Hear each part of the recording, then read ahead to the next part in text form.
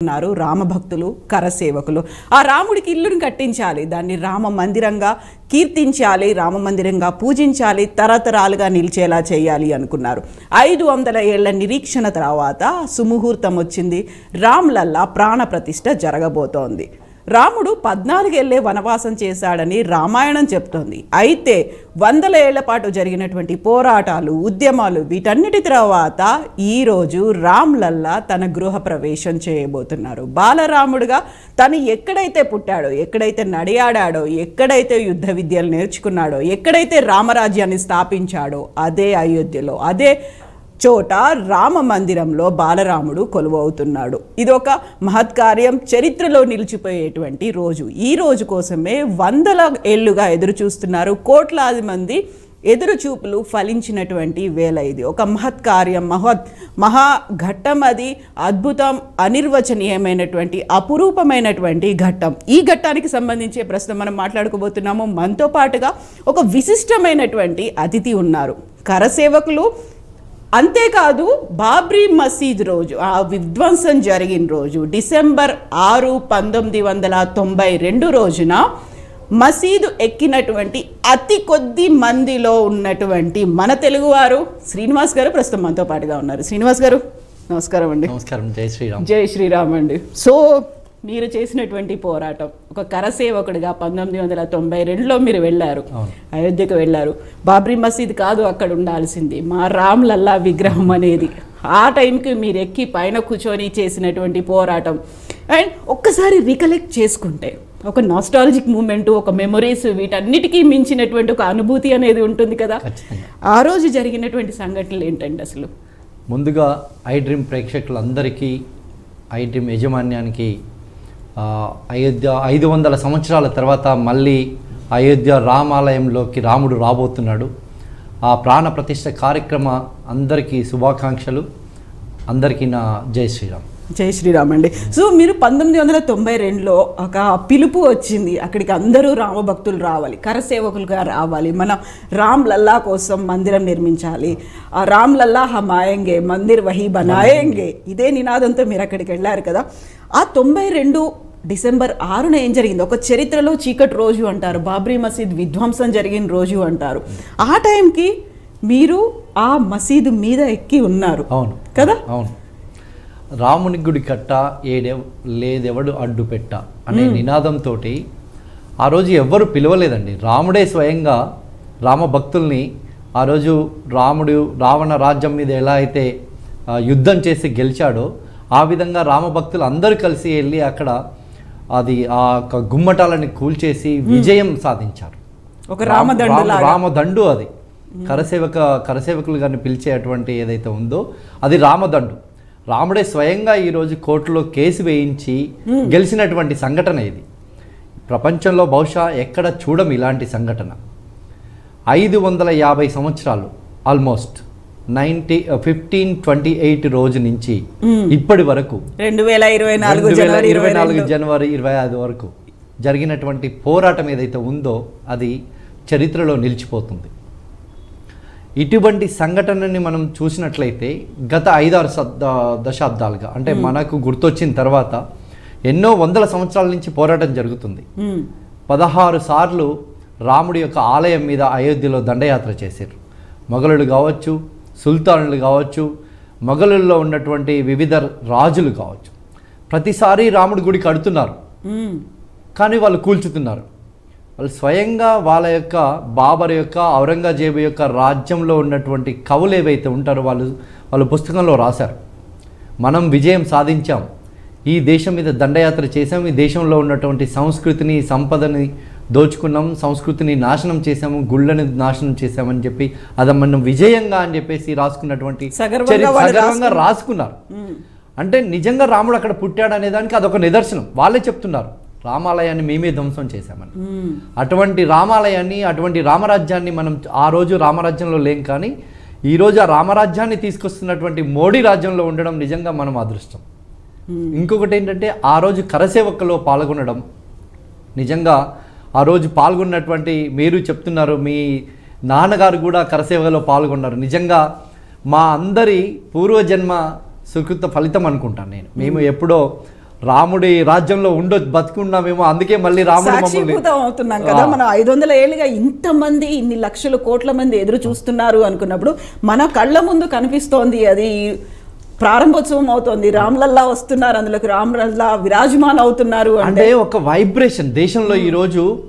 నిజంగా అసలు మనము చూస్తే ఎవరు పలకరించుకుంటే కూడా జై శ్రీరామ్ అంటున్నారు. ఇప్పుడు దారిలో ఎవరైనా కలిస్తే hi hello how are you అనేటోళ్ళు. ఇప్పుడు అలా కాదు, అసలు హాయ్ హలో హౌ ఆర్ యూని మర్చిపోయింది దేశం అంతా. గత 10 రోజుల నుంచి చూస్తే మీకు ఎవరిని పలకరించినా జై శ్రీరామ్, ఏ గుడిని చూసినా జై శ్రీరామ్, రాముడి యొక్క రామనామ జపమే. ఈరోజు దేశవ్యాప్తంగా ప్రపంచంలో ఉన్నటువంటి హిందూ దేవాలయాలన్నీ కూడా Nepal, Cambodia, Indonesia, America, Australia, కెనడాలో ఉన్నటువంటి హిందువులు ఏదైతే ఉందో మొత్తం రామనామ జపం జరుగుతూ ఉంది. ఒక వైబ్రేషన్ వచ్చింది దేశమంతా, ప్రపంచమంతా. అటువంటి టైంలో నిజంగా మనము ఉండడము, మనము కళ్ళ ముందు ఇది జరగడం అంటే అసలుకి ఇదొక మిరాకిల్. అంటే నిజంగా రాముడే వచ్చాడు అనే ఫీలింగ్ కలుగుతుంది. మొన్న నేను నా మిత్రుడు ఒక డిఐజీ గారి ఇంటికి అక్షింతలు ఇవ్వడానికి వెళ్ళాను నేను. వాళ్ళ వైఫ్ స్వయంగా ఏమన్నదంటే, మీరు నమ్మండి నమ్మకపోండి, నిన్ననే ఎవరో కార్డు ఇచ్చాడు తీసుకొచ్చి, ఈ రాముడి యొక్క ఇన్విటేషను, అక్కడ మా చుట్టుపక్కల ఉన్నటువంటి ఆలయంలో ప్రోగ్రామ్ ఉందని చెప్పి, తెల్లారి మీరు అక్షింతలు తీసుకొచ్చారు, నిజంగా రాముడే మా ఇంటికి వచ్చినట్టు అనిపిస్తుంది అని చెప్పింది ఆమె.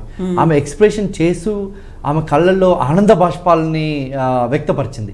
అంటే నిజంగా నాకైతే ఒళ్ళు గగ్గురు పొడిచింది. అంటే ఈ విధంగా ప్రజలలో ఇంత భక్తి భావం, ఇంత రాముడి మీద నమ్మకం, అంటే 500 సంవత్సరాల తర్వాత కూడా రాముడి మీద ఉన్నటువంటి నమ్మకము, రామరాజ్యం రావాలని కోరుకోవడము ఈరోజు మనం చూడడం. అది ఆ రాముడి యొక్క రాజ్యం రాబోతుంది, రాముడి యొక్క ఆలయాన్ని చూడబోతున్నామంటే నిజంగా మనమంతా అదృష్టం చేసుకున్నాము. రాబోయే రోజులలో ఈ రామరాజ్యం ఖచ్చితంగా భారతదేశంలో ఉంటుంది, ప్రపంచవ్యాప్తంగా మన దేశం కూడా ముందుకు పోతుంది అనే దానికి ఇది ఒక నిదర్శనం. ఆ రోజుని కనుక రీకలెక్ట్ చేసుకున్నట్టయితే డిసెంబర్ 6, 1992 రోజు వేలాది మంది అక్కడికి వెళ్ళారు. బోల్డని ఆంక్షలు ఉన్నాయి, అరెస్టులు కూడా అవుతున్నాయి. ఎక్కడి నుంచి ఎవరేం చేస్తారో అనేటువంటి ఒక భయం కూడా ఉంది. అయినప్పటికీ కూడా మసీదు గుమ్మటం మీద ఎక్కాలి, అక్కడ జై శ్రీరామ్ నినాదం చేయాలి, జెండా ఎగిరేయాలి అనేటువంటి ఒక భావన కదా. దాన్ని ఒక్కసారి మీరు రికలెక్ట్ చేసుకుంటే శ్రీనివాస్ గారు, ఆ రోజు మా మనసులో ఉంది ఒక రాముడు మాత్రమే, రాముడి యొక్క రూపం మా మనసులో ఉంది. అంటే ఏం జరుగుతుంది, ఎవరు కొడతారు, ఎవరు చంపుతారు, ఎవరు కాలుస్తారనే అసలు మాకు తెలియదు. అసలు భయం అంటే తెలియదు మాకు అసలు. అవును, కరసేవకుడు అంటే ఇంకా భయం అంటే తెలియదు. కరసేవకుడు కార్యాన్ని చేసే ఒక సేవకుడు అంతే. ఆ కార్యాన్ని ఎలా సిద్ధించాలి, రాముడి యొక్క ఆలయాన్ని నిర్మించడం కోసం మనం ఏ విధంగా చేయాలి అనే అటువంటి ఒక దీక్ష తీసుకొని మేము ఆ రోజు ఇక్కడి నుంచి బయలుదేరడం జరిగింది. కొన్ని రోజుల ముందే మేము ఇక్కడి నుంచి అక్కడికి చేరుకోవడం జరిగింది. ఆ రోజు ఉన్నటువంటి అద్వానీ గారు, సాధ్వి రీతంబర్ గారు, ఉమాభారతి గారు, మురళీ మనోహర్ జోషి గారి యొక్క ఉపన్యాసాలు మమ్మల్ని అందరినీ మోటివేషన్ చేశాయి. ఆ రోజు వినయ్ కటియార్ గారు అని చెప్పేసి అఖిల భారత బజరంగ్ దళ్ కి అధ్యక్షుడిగా ఉండి మమ్మల్ని లీడ్ చేయడం జరిగింది. ఒక కొంత టీంని సెలెక్ట్ చేసి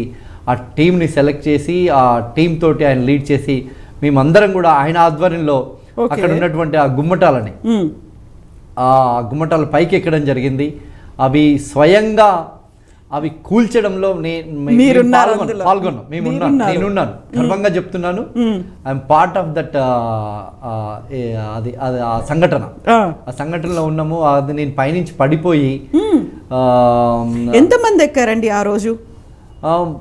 దాదాపు చాలా మంది ఎక్కారు, ఒక 100లలో ఉండొచ్చు బహుశా. అది పైకి చేరుకునే వాళ్ళ సంఖ్య, అక్కడికి వచ్చిన వాళ్ళ సంఖ్య లక్షలలో ఉంది, కరసేవకులు. అప్పుడు అక్కడ ఉన్నటువంటి ట్రస్ట్ యొక్క ఆదేశాలు ఏంటంటే, సరైన నదికి వెళ్ళి అక్కడ మనము ఆ సరైన నది యొక్క మట్టిని, అంటే రాముడు నడయాడినటువంటి, రాముడు తిరిగినటువంటి ప్రాంతం ఆ నది కాబట్టి అక్కడ ఉన్నటువంటి మట్టిని తీసుకొచ్చి రాముడి పాదాల చెంత పెట్టాలని చెప్పేసి ఆదేశం ఉండే ఆ రోజు ట్రస్ట్ యొక్కది. తర్వాత అక్కడ జరిగినటువంటి సంఘటన, రాముడే ఆ కరసేవకులలో పూలుకొని రామదండులాగా క్రియేట్ అయ్యి అది ఎలా కూలిందో తెలియదు అసలుకి. మేము ఎలా పైకి వెళ్ళామో కూడా తెలియని పరిస్థితి అన్నట్టు అసలుకి. ఇప్పుడు మీరు ఒక మాట చెప్పారు, పైకి వెళ్ళినప్పుడు అక్కడ ధ్వంసం చేయడం, గుమ్మటాన్ని కూల్ చేయడంలో మీరు ఉన్నప్పుడే అక్కడ నుంచి కాలు జారి కూడా కింద పడ్డాను. ఏమైంది ఆ తర్వాత? ఆ తర్వాత నాకు స్ప్రో తప్పింది. తర్వాత ఎవరు హాస్పిటల్కి తీసుకెళ్ళాను. హాస్పిటల్కి వెళ్ళిన తర్వాత నెక్స్ట్ డే మెలకు వచ్చినప్పుడు తెలిసింది నేను హాస్పిటల్లో ఉన్నా అని చెప్పి. ఓకే, నెక్స్ట్ డే అంటే ఇంకో నెక్స్ట్ డే వరకు కూడా మీకు అసలు స్పృహ రాలేదు? తెలియదు. తర్వాత తెలిసింది. అప్పటికే హాస్పిటల్ అంతా కూడా రాముడి యొక్క నినాదాలు ఎక్కడ చూసినా అందరికి దెబ్బలు తగిలాయి, రక్తస్రావం జరుగుతుంది చాలా మందికి. నిజంగా అసలుకి చూస్తే కూడా భయం వేసేటువంటి సంఘటన. అంటే అందరికి రాళ్ళు మీద పడడము, పైనుంచి పడడం, ఎవరెవరు ఎక్కడున్నారో తెలియదు. మేము అప్పుడు ఇక్కడ నుంచి అఖిల భారత విద్యార్థి ఏబీవీపీ ఆఫీస్ నుంచి ఒక ముగ్గురం బయలుదేరి వెళ్ళాం హైదరాబాద్ నుండి.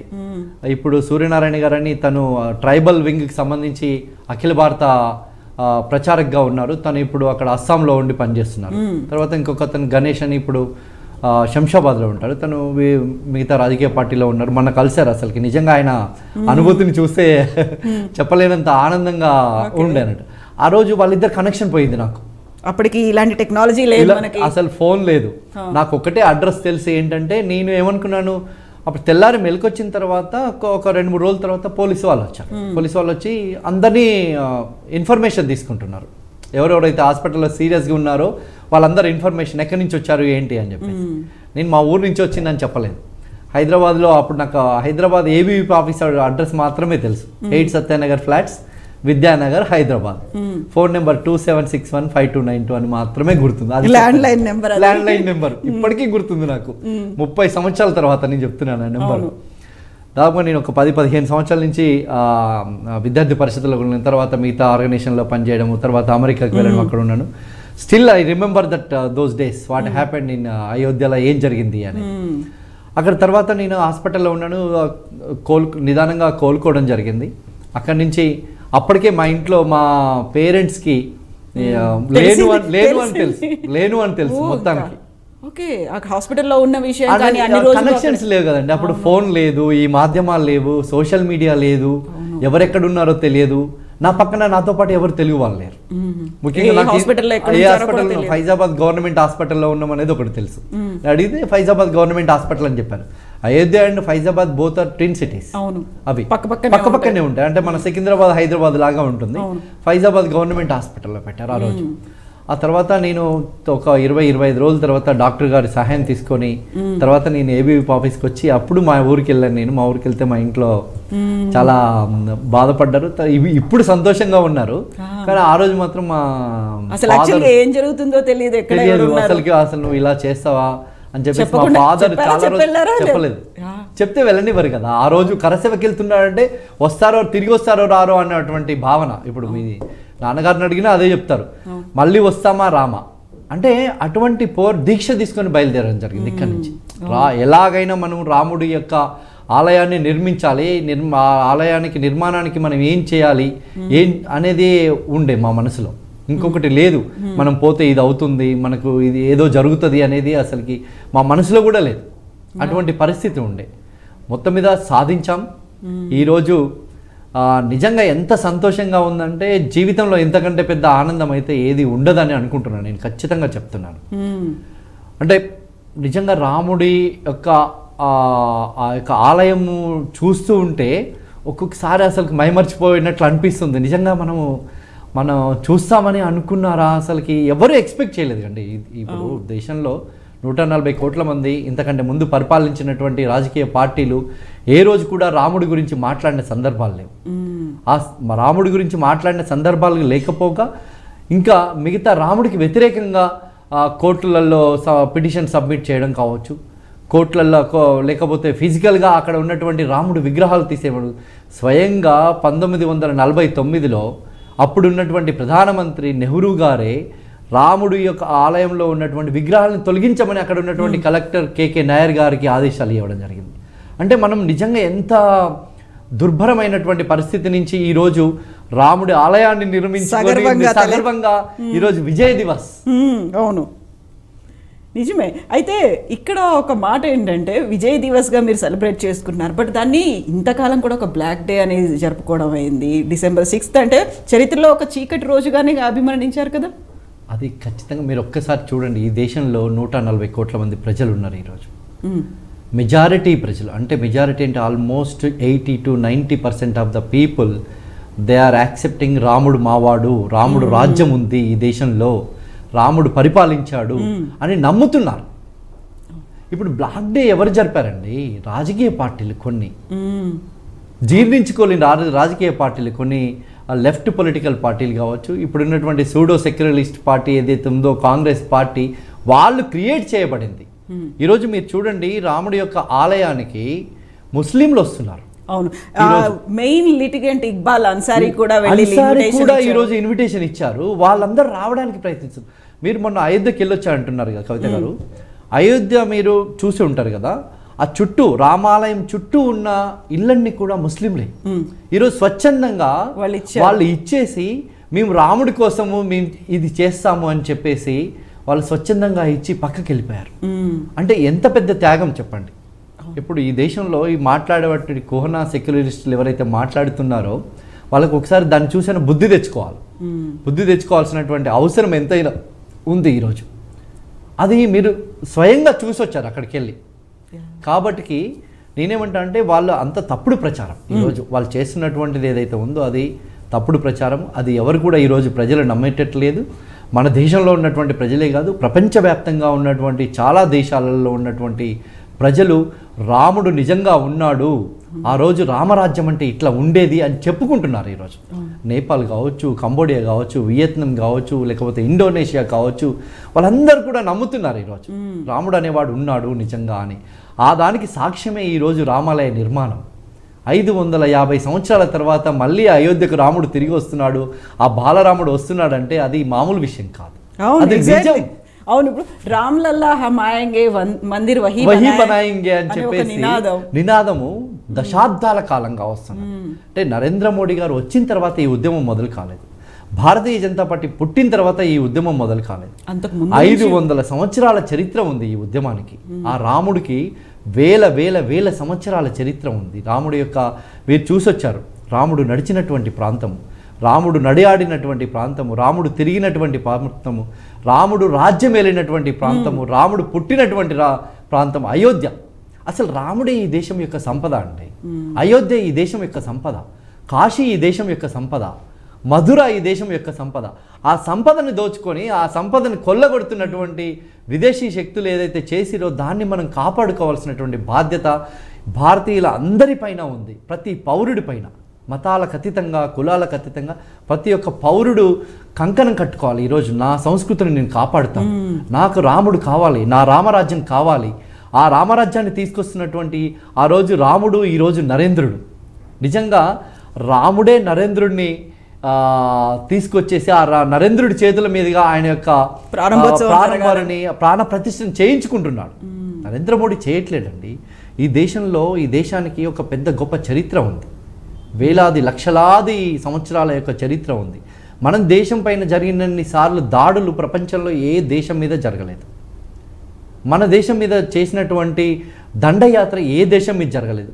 కానీ కొన్ని దేశాలను మీరు చూస్తే క్రిస్టియన్ దేశం ముస్లిం దేశంగా మొత్తంగా మారిపోయింది. 100% ముస్లిం దేశాలు క్రిస్టియన్ దేశంగా 100% మారిపోయినాయి. అంటే ఆ రోజు దాడుల కారణంగా సంస్కృతి అంతా కోల్పోయింది అసలుకి.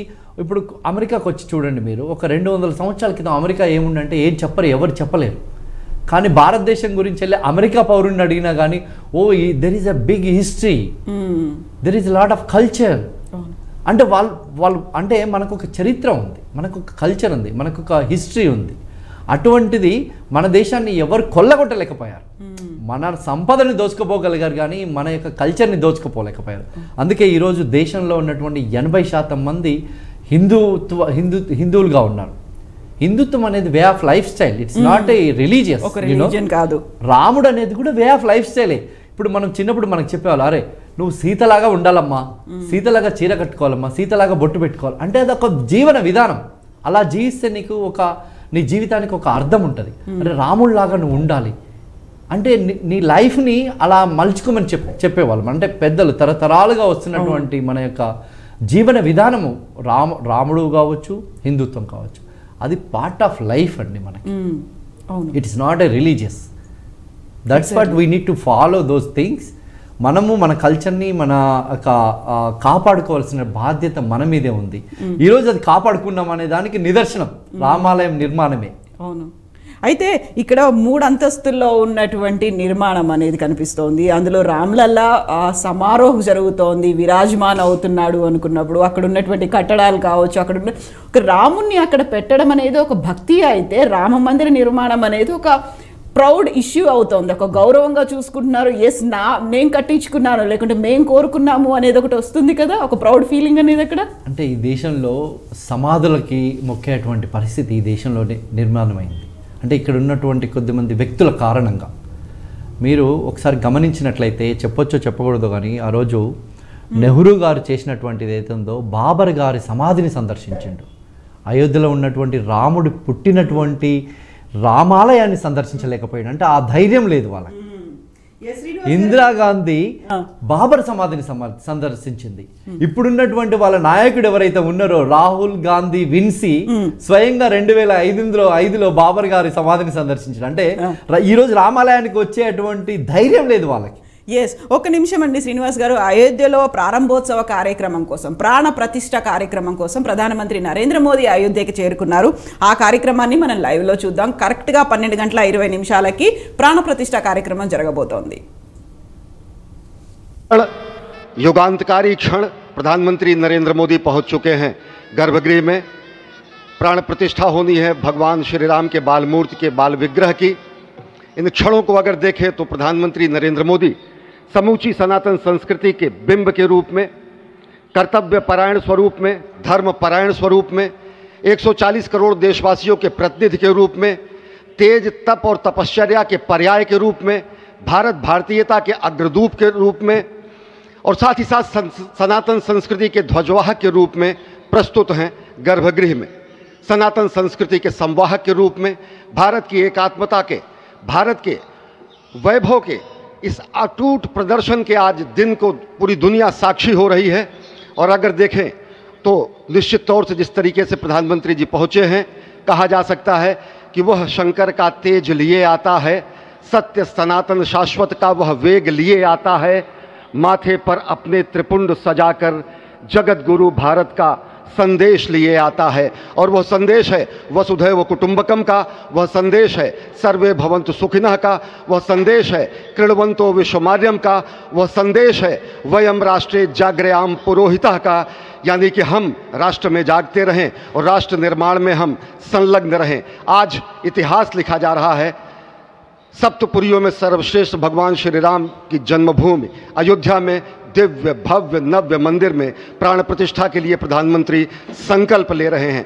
ये संकल्प है उन हुतात्माओं के लिए, ये संकल्प है उन बलिदानियों के लिए, ये संकल्प है उन राम भक्तों के लिए, ये संकल्प है भारत भारतीयों के लिए, ये संकल्प है सनातन संस्कृति के लिए, ये भारत के जगत गुरु स्वरूप का भी संकल्प है। और आज हम साक्षी बन रहे हैं, प्रधानमंत्री साक्षी हो रहे हैं, साक्षी भाव से उपस्थित हैं श्री राम लला के बाल मूर्ति विग्रह के सामने। अजय, जिस तरह से आप ये अद्भुत दृश्य देख रहे हैं, सुनील शास्त्री जी इस वक्त प्राण प्रतिष्ठा के लिए संकल्प कराते हुए, और प्रधानमंत्री एक तरह से इस प्राण प्रतिष्ठा के संकल्प के बाद जो 6 गृहस्थ हैं वो इस प्राण प्रतिष्ठा के कार्यक्रम को अपनी ओर से, जिन्होंने लगातार तपस्या की है, भूमि पर शयन किया है, बिना कोई अन्न ग्रहण किए, लगातार जब से उन्होंने प्राण प्रतिष्ठा का संकल्प लिया है तब से वो 6 के 6 परिवार तपस्या कर रहे हैं। आप सभी जानते हैं कि इस वक्त प्रधानमंत्री मोदी भी पिछले 11 दिनों से तपस्यारत हैं और उन्होंने दक्षिण भारत के अलग अलग मंदिरों में जाकर के अपने इष्ट भगवान श्री राम, अपने इष्ट भगवान श्री शिव का दर्शन किया है। और शिव की बात है तो आप देख लीजिए कि जो पीछे आचार्य इस वक्त आपको दर्शन दे रहे हैं वो काशी से पधारे हैं। वही काशी जो भगवान राम के सखा हैं, वही काशी जहां पर भगवान शिव भगवान राम के स्वामी के रूप में विराजते हैं।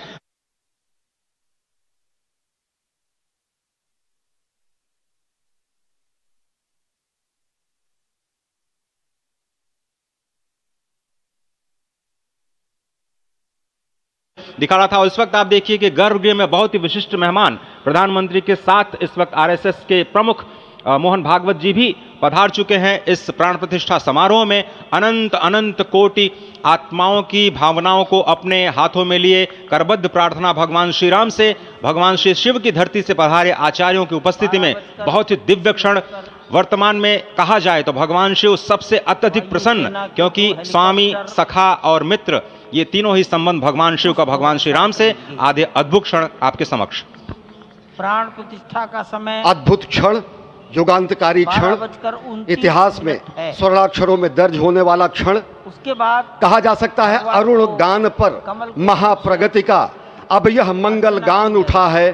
करवट बदली, अंगड़ाई ली, सोया हिंदुस्तान उठा है। ये संकल्प के सिद्धि होने का दिन है। यह हमारे पुरखों से किए गए वादों का पूर्ण होने का दिन है। यह विधाता से दिए गए वचन को पूर्ण करने का दिन है। यह उस शपथ के पूरा होने का दिन है जब कहा गया कि जन जन के मन में राम रमे और प्राण प्राण में सीता हैं। हर हृदय की धड़कन रामायण पग पग पर बनी पुनीता है।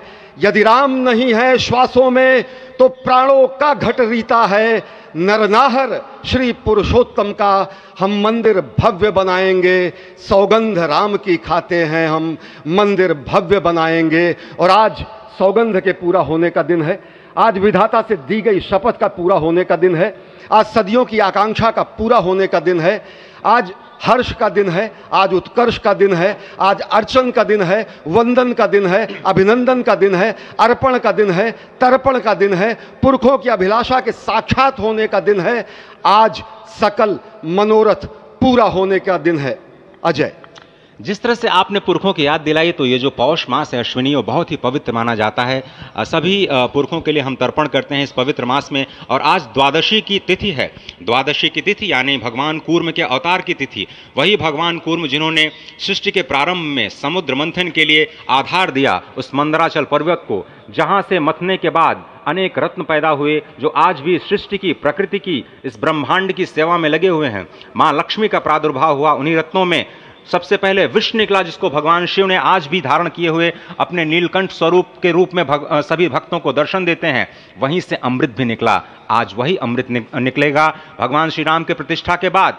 आज कुर्मावतार के इस पवित्र तिथि पर, जिस वक्त आज संकल्प ले रहे हैं प्रधानमंत्री नरेंद्र मोदी, संपूर्ण राष्ट्र की तरफ से, संपूर्ण विश्व की तरफ से भगवान श्री राम की प्रतिमूर्ति में प्राण प्रतिष्ठा के स्वरूप के रूप में आज मग्न है। हनुमान जो कि महाराजाधिराज हैं, आज सबसे ज्यादा प्रसन्न है भगवान शिव, जिनकी नगरी से पधारे ये आचार्य मंत्रोच्चार के बीच में संकल्प करा रहे हैं। स्पष्ट तौर पर आप देखेंगे कि ये जो आह्वान किया जा रहा है, जब रघुपति राघव राजा राम, पतित पावन सीताराम, और आज भगवान राघव के रूप में पधारने वाले हैं। वो न रघुपति हैं, वो न राजा राम हैं, न सीतापति हैं। आज सिर्फ और सिर्फ कौशल्या के राघव हैं।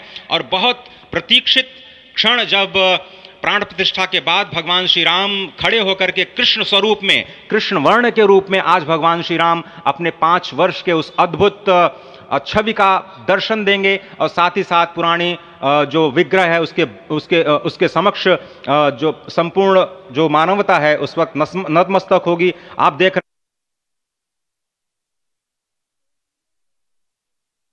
నిర్మాణంలో ప్రాణప్రతిష్ఠ కార్యక్రమం జరుగుతోంది. అందుకోసం ప్రధానమంత్రి నరేంద్ర మోదీ వచ్చారు. ఒక రకంగా చూస్తే సగర్వంగా ఉన్నారు ప్రతి ఒక్కరు, ప్రతి ఒక్క కరసేవకుడు, ప్రతి ఒక్క రామభక్తుడు, ప్రతి ఒక్క హిందువు ఎదురు చూస్తున్నటువంటి మధురమైన క్షణం, అపురూపమైనటువంటి ఘట్టం, చారిత్రాత్మకమైనటువంటి ఒక రోజు ఇది. చరిత్రలో 2024 జనవరి 22 అనేది ఎప్పటికీ నిలిచిపోతుంది కదా. ఖచ్చితంగా 2024 జనవరి, 1992 డిసెంబర్ 6 ఈ రెండు కూడా ఖచ్చితంగా ఈ చరిత్రలో మనము ఎలా అయితే రాముడి యొక్క చరిత్రను చదువుకుంటున్నామో, రామరాజ్యం గురించి చెప్పుకుంటున్నామో, ఈ రెండు విషయాలు కూడా రాముడి యొక్క చరిత్రలో ఈ రెండు కూడా భాగం కాబోతున్నాయి. ఎందుకంటే రాముడు 500 సంవత్సరాల తర్వాత మళ్ళీ అయోధ్య నగరంలో రామాలయం, ఎక్కడైతే రాముడు జన్మించాడో రాముడి యొక్క గృహానికి రాముడు తిరిగి వస్తున్నాడు. అంటే నిజంగా అంతకంటే గొప్ప విషయము, అంతకంటే పెద్ద విషయం ఇంకేం ఉండదు ఈ దేశంలో. ఈ దేశంలో రాముడిని ఆరాధించే వాళ్ళు వందలాది కోట్ల మంది ప్రజలు. ఈరోజు ఎక్కడికి పోయినా రామనామ జపం, ఏ గ్రామంలో వెళ్ళినా, ఏ పట్టణంలో వెళ్ళినా, ఏ గుడికి వెళ్ళినా, ఇప్పుడు అయోధ్యలో ఎక్కడ చూసినా రామనామ జపం జరుగుతుంది. హైదరాబాద్లో ఎక్కడ చూసినా ఇప్పుడు రోడ్లపైన అంతా జై శ్రీరామ్, జై శ్రీరామ్, జై శ్రీరామ్ జెండాలు పట్టుకొని కాషాయ ధ్వజాలతోటి. నిజంగా ఈరోజు అంటే అప్పుడు ఆ కాలంలో రాముడు ఒక విజయం సాధించిన రోజు ఏ విధంగా అయితే విజయోత్సవం జరిగిందో ఈరోజు కూడా అదే విధంగా రాముడి యొక్క గుడిని మనము కట్టుకున్న తర్వాత రాముడి యొక్క విజయోత్సవం జరుగుతుందని అనిపిస్తుంది ఈరోజు దేశంలో. అటువంటి వాతావరణం రావణాసురుని సంవరణ తర్వాత అక్కడ రామదండు ఏ విధంగా అయితే మన చేసుకున్నారో, వాళ్ళు సెలబ్రేషన్స్ చేసుకున్నారో, దీపావళి జరుపుకున్నారో. దీపావళి అదే కదా మనం జరుపుకునేది. మరొక దీపావళి ఈ రోజు జరుగుతుంది దేశంలో, ఎర్లీగా వచ్చింది ఈసారి దీపావళి అనిపిస్తుంది. అంటే మీరు చూసినట్లయితే దీపావళి రోజు కూడా ఇంతమంది ప్రజలు గుడికి వస్తారో రారో, కానీ ఈ రోజు చూసినట్లయితే ఎక్కడ చూసినా మీరు సందర్భం లేకుండా ఎవరికి వారు ఎవరిని పిలవలేదు, మీరు రండి స్వచ్ఛందంగా వాళ్ళే. ఈరోజు ఇప్పుడు రోడ్డు పైన వెళ్తుంటే ప్రజలందరూ కూడా ఆటో నడిపే వాళ్ళు కూడా రాముడి యొక్క జెండా కట్టుకున్నాడు, ఆటో కట్టుకున్నాడు, కార్లో వెళ్ళే వాళ్ళు జెండా కట్టుకున్నారు, సైకిల్ మోటార్ పైన వెళ్ళే వాళ్ళకి జెండా. ఎవరు చెప్పారు చెప్పండి? ఇప్పుడు ఎలక్షన్లప్పుడు అందరికీ డబ్బులు ఇస్తే వాళ్ళు జెండాలు పట్టుకోవడమే కష్టంగా ఉన్న పరిస్థితి. కానీ ఈరోజు చూడండి స్వచ్ఛందంగా, అంటే ఒక మంచి జరుగుతుంది అనే దానికి ఇది ఒక నిదర్శనం. మనకు విజువల్స్ లో కనిపిస్తుంది ప్రధానమంత్రి నరేంద్ర మోదీతో పాటుగా RSS చీఫ్ మోహన్ భగవత్ గారు అక్కడ ఉన్నటువంటి మూల విరాట్ ఉత్సవమూర్తులకు కూడా అక్కడ పూజలు చేయడం అనేది ఖచ్చితంగా 12 గంటల 22 నిమిషాలకు అనేది ఒక ప్రాణ ప్రతిష్ఠ మహోత్సవం జరుగుతుంది. ఆ తర్వాత మాత్రమే భక్తుల కోసం బాలరాముని చూపిస్తారు అనేది. ఎంత క్యూరియస్ గా, ఎంత ఎక్సైటెడ్ గా ఎదురు చూస్తున్నారండి అందరు. అసలు అంటే ప్రపంచవ్యాప్తంగా ఉన్నటువంటి రాముణ్ణి ఆరాధించే వాళ్ళు ఈరోజు నాకు తెలిసి ఎన్ని కోట్లాది ప్రజలు ఒకేసారి ఒకే దృశ్యాన్ని చూడడం అనేది ఇది మొట్టమొదటిది అవుతుంది. అంటే నిన్న మొన్న చాలా ఈ సోషల్ మీడియాలో చూసినట్లయితే ఏ అనే పక్షం టైప్ చేసే చాలు అయోధ్య విషయాలు వస్తున్నాయి. గూగుల్ నిజంగా అసలుకి ఇంత పెద్ద ఎత్తున ఒక వర్డ్ సెర్చ్ అవ్వడం అనేది మొట్టమొదటిసారంట గూగుల్లో. అంటే అటువంటి పరిస్థితి ఈరోజు ప్రపంచవ్యాప్తంగా నాకు తెలిసి ఒక 600-700 మంది కోట్ల ప్రజలు ఈరోజు వీక్షిస్తున్నారు. అంటే మిగతా దేశాల్లో ఇప్పుడు మనమైతే డే టైంలో ఉన్నాం, అదే అమెరికాలో మిడ్ నైట్లో ఉంటాం. అంటే మిగతా దేశాలలో అయినా కానీ ఇప్పుడు వందలాది మంది ఫోన్ కాల్స్ చేస్తున్నారు, అక్కడ ఏం జరుగుతుంది, మేము అయోధ్యకి ఎప్పుడు రావాలి, వస్తే ఎలా రావాలి, ఎలా దర్శనం చేసుకోవాలని చెప్పేసి తహతహలాడుతున్నారు. ఇప్పుడు మనము 1000 కళ్ళతో ఎదురు చూస్తున్నారు అని చెప్తాం కదా, అది నిజంగా కోట్లాది కళ్ళతోటి ఎదురు చూస్తున్నారు. నేనెప్పుడు వెళ్ళాలి అనేది.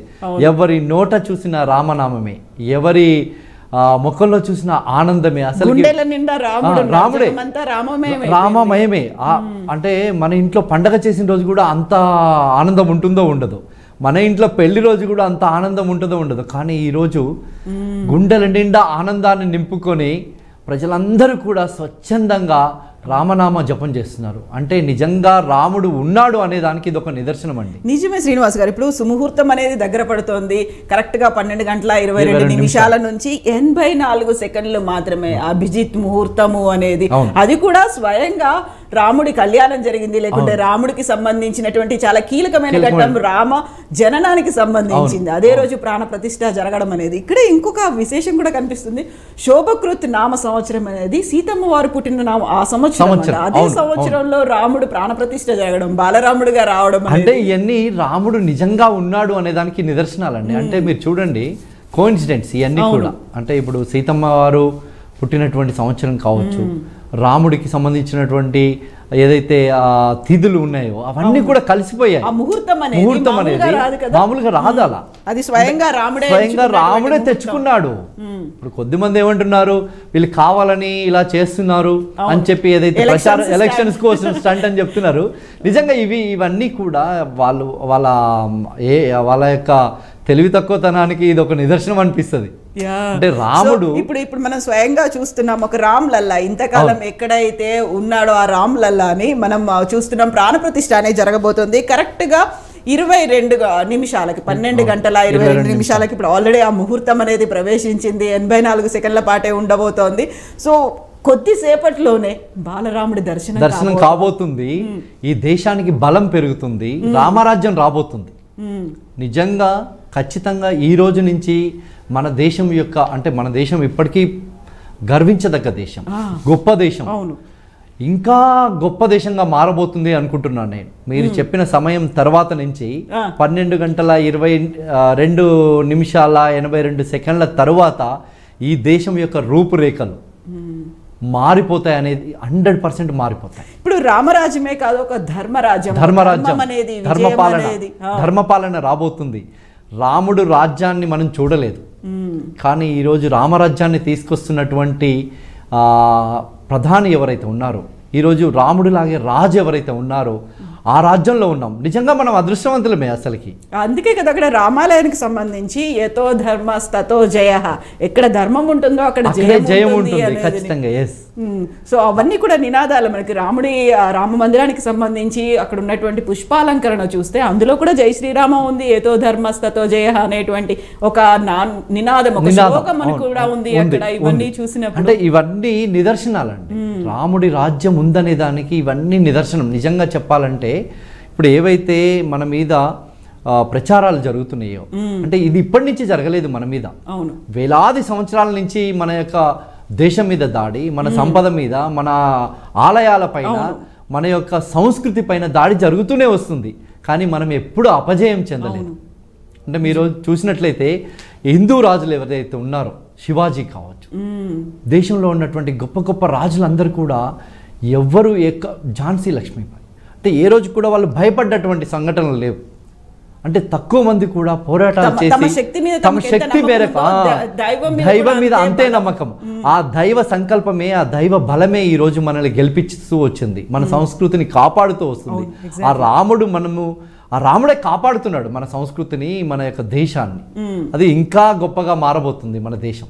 ఖచ్చితంగా ఈ దేశం యొక్క, ఈ జాతి యొక్క, ఈ ధర్మం గెలిచింది అని చెప్పడంలో సందేహమే లేదు ఇక ఈ రోజు నుంచి. సో అక్కడ ధర్మము, విజయము, రామరాజ్యము వీటన్నిటి గురించి మాట్లాడుకుంటున్నప్పుడు రాముడి గురించి మాట్లాడుకుంటే, రాముడు బాలరాముడుగా అక్కడ కనిపించబోతున్నాడు, దర్శనం ఇవ్వబోతున్నాడు. అది కూడా దక్షిణాదికి చెందినటువంటి కర్ణాటక శిల్పి చెక్కినటువంటి ఒక శిల్పం అనేది కృష్ణశిలతో కనిపించబోతున్నాడు. ముందు నుంచి అక్కడ ఉన్నటువంటి బాలాలయంలో కావచ్చు, లేకుంటే ఇంతకాలం టెంట్ హౌస్లో ఉన్నటువంటి రాముడు కూడా బాలరాముడే. రాముడితో పాటుగా లక్ష్మణ, భరత, శత్రుఘ్నులు నలుగురు కనిపిస్తారు. ఇప్పుడు మాత్రం ప్రాణప్రతిష్ఠ జరగబోతున్నటువంటి ఈ విగ్రహం బాలరాముడికి సంబంధించి అయితే ఒక నిలువెత్తుగా ఉండేటువంటి బాలరాముడు, నిల్చుని తన ఆయుధాన్ని చేతబూడినటువంటి కోదండాన్ని పట్టుకున్నటువంటి రాముడు, ఒక ధనుస్సుని బాణంతో ఉన్నటువంటి రాముడు, బాలరాముడు, కోదండ రాముడు, జానకి రాముడు, సీతారాముడు, దశరథ రాముడు, అవతారాలన్నీ కూడా రాముడు. ఆ రోజు మీరు చూసినట్లయితే బాలరాముడిని మనం ఇప్పుడు వెళ్ళి చూసామనుకోండి, నిజంగా ఇప్పుడు రాముడు ఇప్పుడే పుట్టి ఇక్కడ తిరుగుతున్నాడు అనే ఒక కల్పన ప్రజలలో, దేశంలో ఉన్నటువంటి కోట్లాది మంది ప్రజలు అది నమ్ముతున్నారు అసలుకి బలంగా. దాన్ని మనము నిజంగా రామ పాలన, రాముడు ఉన్నాడు అనేదానికి ఇవన్నీ కూడా నిదర్శనాలు. మీకు ఆర్కియాలజీ సర్వే వాళ్ళు కోర్టు ఒకసారి ఏం చెప్పిందంటే, ఇవన్నీ నిజమా కాదా, అసలుకి ఇది ఎప్పుడు నిజంగా ఉందా లేదా అనే దానికి డాక్యుమెంట్స్ సబ్మిట్ చేయండి అని సర్వే చేయమని చెప్పేసి ఒక 2 వ్యక్తుల్ని అపాయింట్ చేయడం జరిగింది. ఒక్కసారి వాళ్ళు తవ్వుతున్నటువంటి క్రమంలో వందలాది విగ్రహాలు, అయోధ్య ప్రాంతం మొత్తం కూడా ఎక్కడ తవ్వినా ఒక విగ్రహం వెళ్తుంది. అసలు అయోధ్య ఇప్పుడు రాముడి యొక్క గుడి కిందనైతే అసలుకి అన్ని ఆనవాళ్ళు, అంటే వాళ్ళు తిరిగి ఆడినటువంటి అక్కడ పూజలు జరిగినవి, ప్రతిష్ఠించినవి ఇవన్నీ దొరికాయి. రాముడే స్వయంగా అక్కడ ఉన్నప్పుడు ఏ విధంగా ఉందో అలాంటి ఆనవాళ్ళు దొరికాయి. అప్పుడే కోర్టు నిజంగా నిజము అని చెప్పేసి దీంతో పాటుగా గురు గ్రంథ్ సాహెబ్ గురునానక్ తిరిగినటువంటి నేల అక్కడ కూడా ఆనవాళ్ళు అనేవి కనిపించాయి. అందులో కూడా చరిత్ర రూపంలో ఉన్నాయి డాక్యుమెంట్లు. ఆల్మోస్ట్ 420కి పైగా సాక్ష్యాలు అనేవి దొరికాయి. శ్రీ రామచంద్ర ప్రభుజీ యొక్క మీరు నిజంగా అదృష్టవంతులు అనుకుంటున్నాను నేను. ఎందుకంటే మీరు ఇవన్నీ గత వారం రోజుల క్రితమే మీ పనిలో భాగంగా అయోధ్యకి వెళ్ళి ఇవన్నీ విషయాలపైన క్రోడీకరించి విషయాలు చాలామంది ప్రజలకి చెప్పినటువంటి విషయం ఏదైతుందో మీరు అదృష్టవంతులు. మీరు చేరవేసినట్టు మించి అదృష్టం అనేది రామాయణ అలా చూడడం మీరు నిజంగా పూర్వజన్మలో చేసుకున్నటువంటి పుణ్య ఫలితమే ఇప్పుడు మీకు ఆ అవకాశం కలిగింది, ఆ అవకాశాన్ని కల్పించిండు రాముడు. మీరు చేసిన పోరాటం ఇలాంటి లక్షలాది మంది కరసేవకులు బలిదానం, ఎంతో మంది కరసేవకులు మేము చేయడమే. 1992 కాదండి ఈ ఉద్యమం మొదలైంది. వందలాది సంవత్సరాల నుంచి ఈ ఉద్యమం ఉంది. దశాబ్దాల కాలంగా పోరాటాలు జరుగుతున్నాయి. ఆ కాలం నుంచి ఈ రోజు వరకు కూడా ఎంతోమంది తమ యొక్క ప్రాణాలను సైతం లెక్క పెట్టకుండా బలి ఈరోజు రాముడి యొక్క ఆలయాన్ని నిర్మిస్తున్నాం అంటే ఇది ఒక యుద్ధంలో గెలిచి మన రాజు ఆ రోజుల్లో రాజులు యుద్ధంలో గెలిస్తే ఆ కోట పైన జెండా బాతేవాళ్ళు, సింబాలిక్గా ఒక కాషాయ ధ్వజాన్ని పెట్టేవాళ్ళు, విజయ ధ్వజం. ఈ రోజు కూడా అలాగే మనము 500 సంవత్సరాల పోరాటం తర్వాత ఆ విజయం సాధించి ఆ రాముడి యొక్క ఆలయాన్ని నిర్మించుకొని రాముడిని మళ్ళీ ఆ యొక్క గృహంలోకి తీసుకొచ్చి ఆ విజయాన్ని మనం కల్లారా చూస్తున్నామంటే మనం అదృష్టవంతులుగా భావించాలి. ఇప్పుడు ఉన్నటువంటి అందరూ కూడా, దేశంలో ఉన్నటువంటి ప్రజలందరూ కూడా. సో ఇప్పుడు మనకు కనిపిస్తున్నటువంటి ఈ విగ్రహాలన్నీ కూడా గతం నుంచి 100 ఏళ్లుగా పూజలు అందుకుంటున్నటువంటి విగ్రహాలు. మీరు వెళ్ళిన టైం, మేము కరసేవకు వెళ్ళిన సమయంలో కూడా విగ్రహాల లోపల పూజలు జరుగుతున్నాయి. 1949లో ప్రధాని నెహ్రూ గారు ఉన్నప్పుడు కూడా పూజలు జరుగుతున్నాయి. ఆయన ఏం చెప్పాడంటే అక్కడ ముస్లింలు అందరూ గొడవ చేస్తున్నారు, మనకు ముస్లింలు ఓట్లు పోతాయేమో, ఆయన్ని తీసి పక్కకు పెట్టమని చెప్పాడంట. అక్కడ ఆ రోజుల్లో కేకే నాయర్ అని ఒక కలెక్టర్ ఉండేవాడు. ఆయన చెప్పాడంట, వందలాది మంది స్వామీజీలు వచ్చారు ఇక్కడికి, వాళ్ళందరూ రామనామ జపం చేస్తున్నారు, నేను నా చేతులతో ఆ పాపం పనులు చేయలేను, నేను కావాలంటే రాజీనామా చేసి వెళ్ళిపోతానని చెప్పేసినటువంటి సంఘటనలు అవి ప్రత్యక్షంగా ఉన్నాయి. ప్రత్యక్షంగా పేపర్ రూపంలో కావచ్చు, ఆదేశాల రూపంలో కానీ అవన్నీ చూస్తూ ఉన్నాం. ఇంకా నెహ్రూ అయితే అసలు ఎలా చెప్పాడో తెలియదు కానీ నేను భాషాపరంగా బ్రిటిష్ని అని చెప్పాడు. I'm a English man, as a language I'm a English man, as a culture I'm a Muslim, accidentally నేను హిందువునని చెప్పాడు. అసలు ఎంత దురదృష్టం చెప్పండి, అలాంటి వాళ్ళు ఉండడం మన దురదృష్టం. అందుకే రాముడు రావడానికి ఇన్ని రోజులు పట్టింది. రాముడు ఒక నరేంద్రుడిని తీసుకొచ్చేసి, హనుమంతుడు ఏ విధంగా అయితే రాముడికి సేవ చేసి రామరాజ్యం రావడానికి, రామరాజ్య స్థాపనలో కావచ్చు, రావణాసురుడి మీద దండయాత్ర చేసినప్పుడు విజయంలో భాగమైతే ఎలాగైతే పంచుకున్నాడో ఈరోజు నరేంద్రుడు కూడా అలాగే మనకు బాలరాముడు దర్శనం ఇస్తున్నాడండి. ఒకసారి చూడండి, ఆ బాలరాముడు, నిలువెత్తు బాలరాముడు, అక్కడ సర్వాంగ సుందరంగా ముస్తాబైనటువంటి బాలరాముడు కనిపిస్తున్నాడు. చేతిలో ధనుస్సు ఉంది, బాణం ఉంది. ఆ బాలరాముడిని చూస్తూ ఉంటే కింద పద్మంలో నిలబడినటువంటి బాలరాముడు మనకు కనిపిస్తున్నాడు. బాలరాముడు అంటే మనం మామూలుగానే ఒక చిన్న బుడిబుడి అడుగులు వేసుకునేటువంటి బాలరాముడు అనుకుంటాం, కానీ కాదది. దాదాపుగా 5 అడుగుల కంటే ఎక్కువగా ఉన్నటువంటి విగ్రహాన్ని చూసినట్లయితే నరేంద్ర మోడీ గారు, అక్కడ పక్కనే ఉన్నటువంటి మోహన్ భగత్ గారు, యోగి ఆదిత్యనాథ్ గారు, నిజంగా ఎంత గొప్ప విషయం ఈరోజు మనం చూస్తున్నామో, పళ్ళు గగురు పొడిచేటువంటి సంఘటన.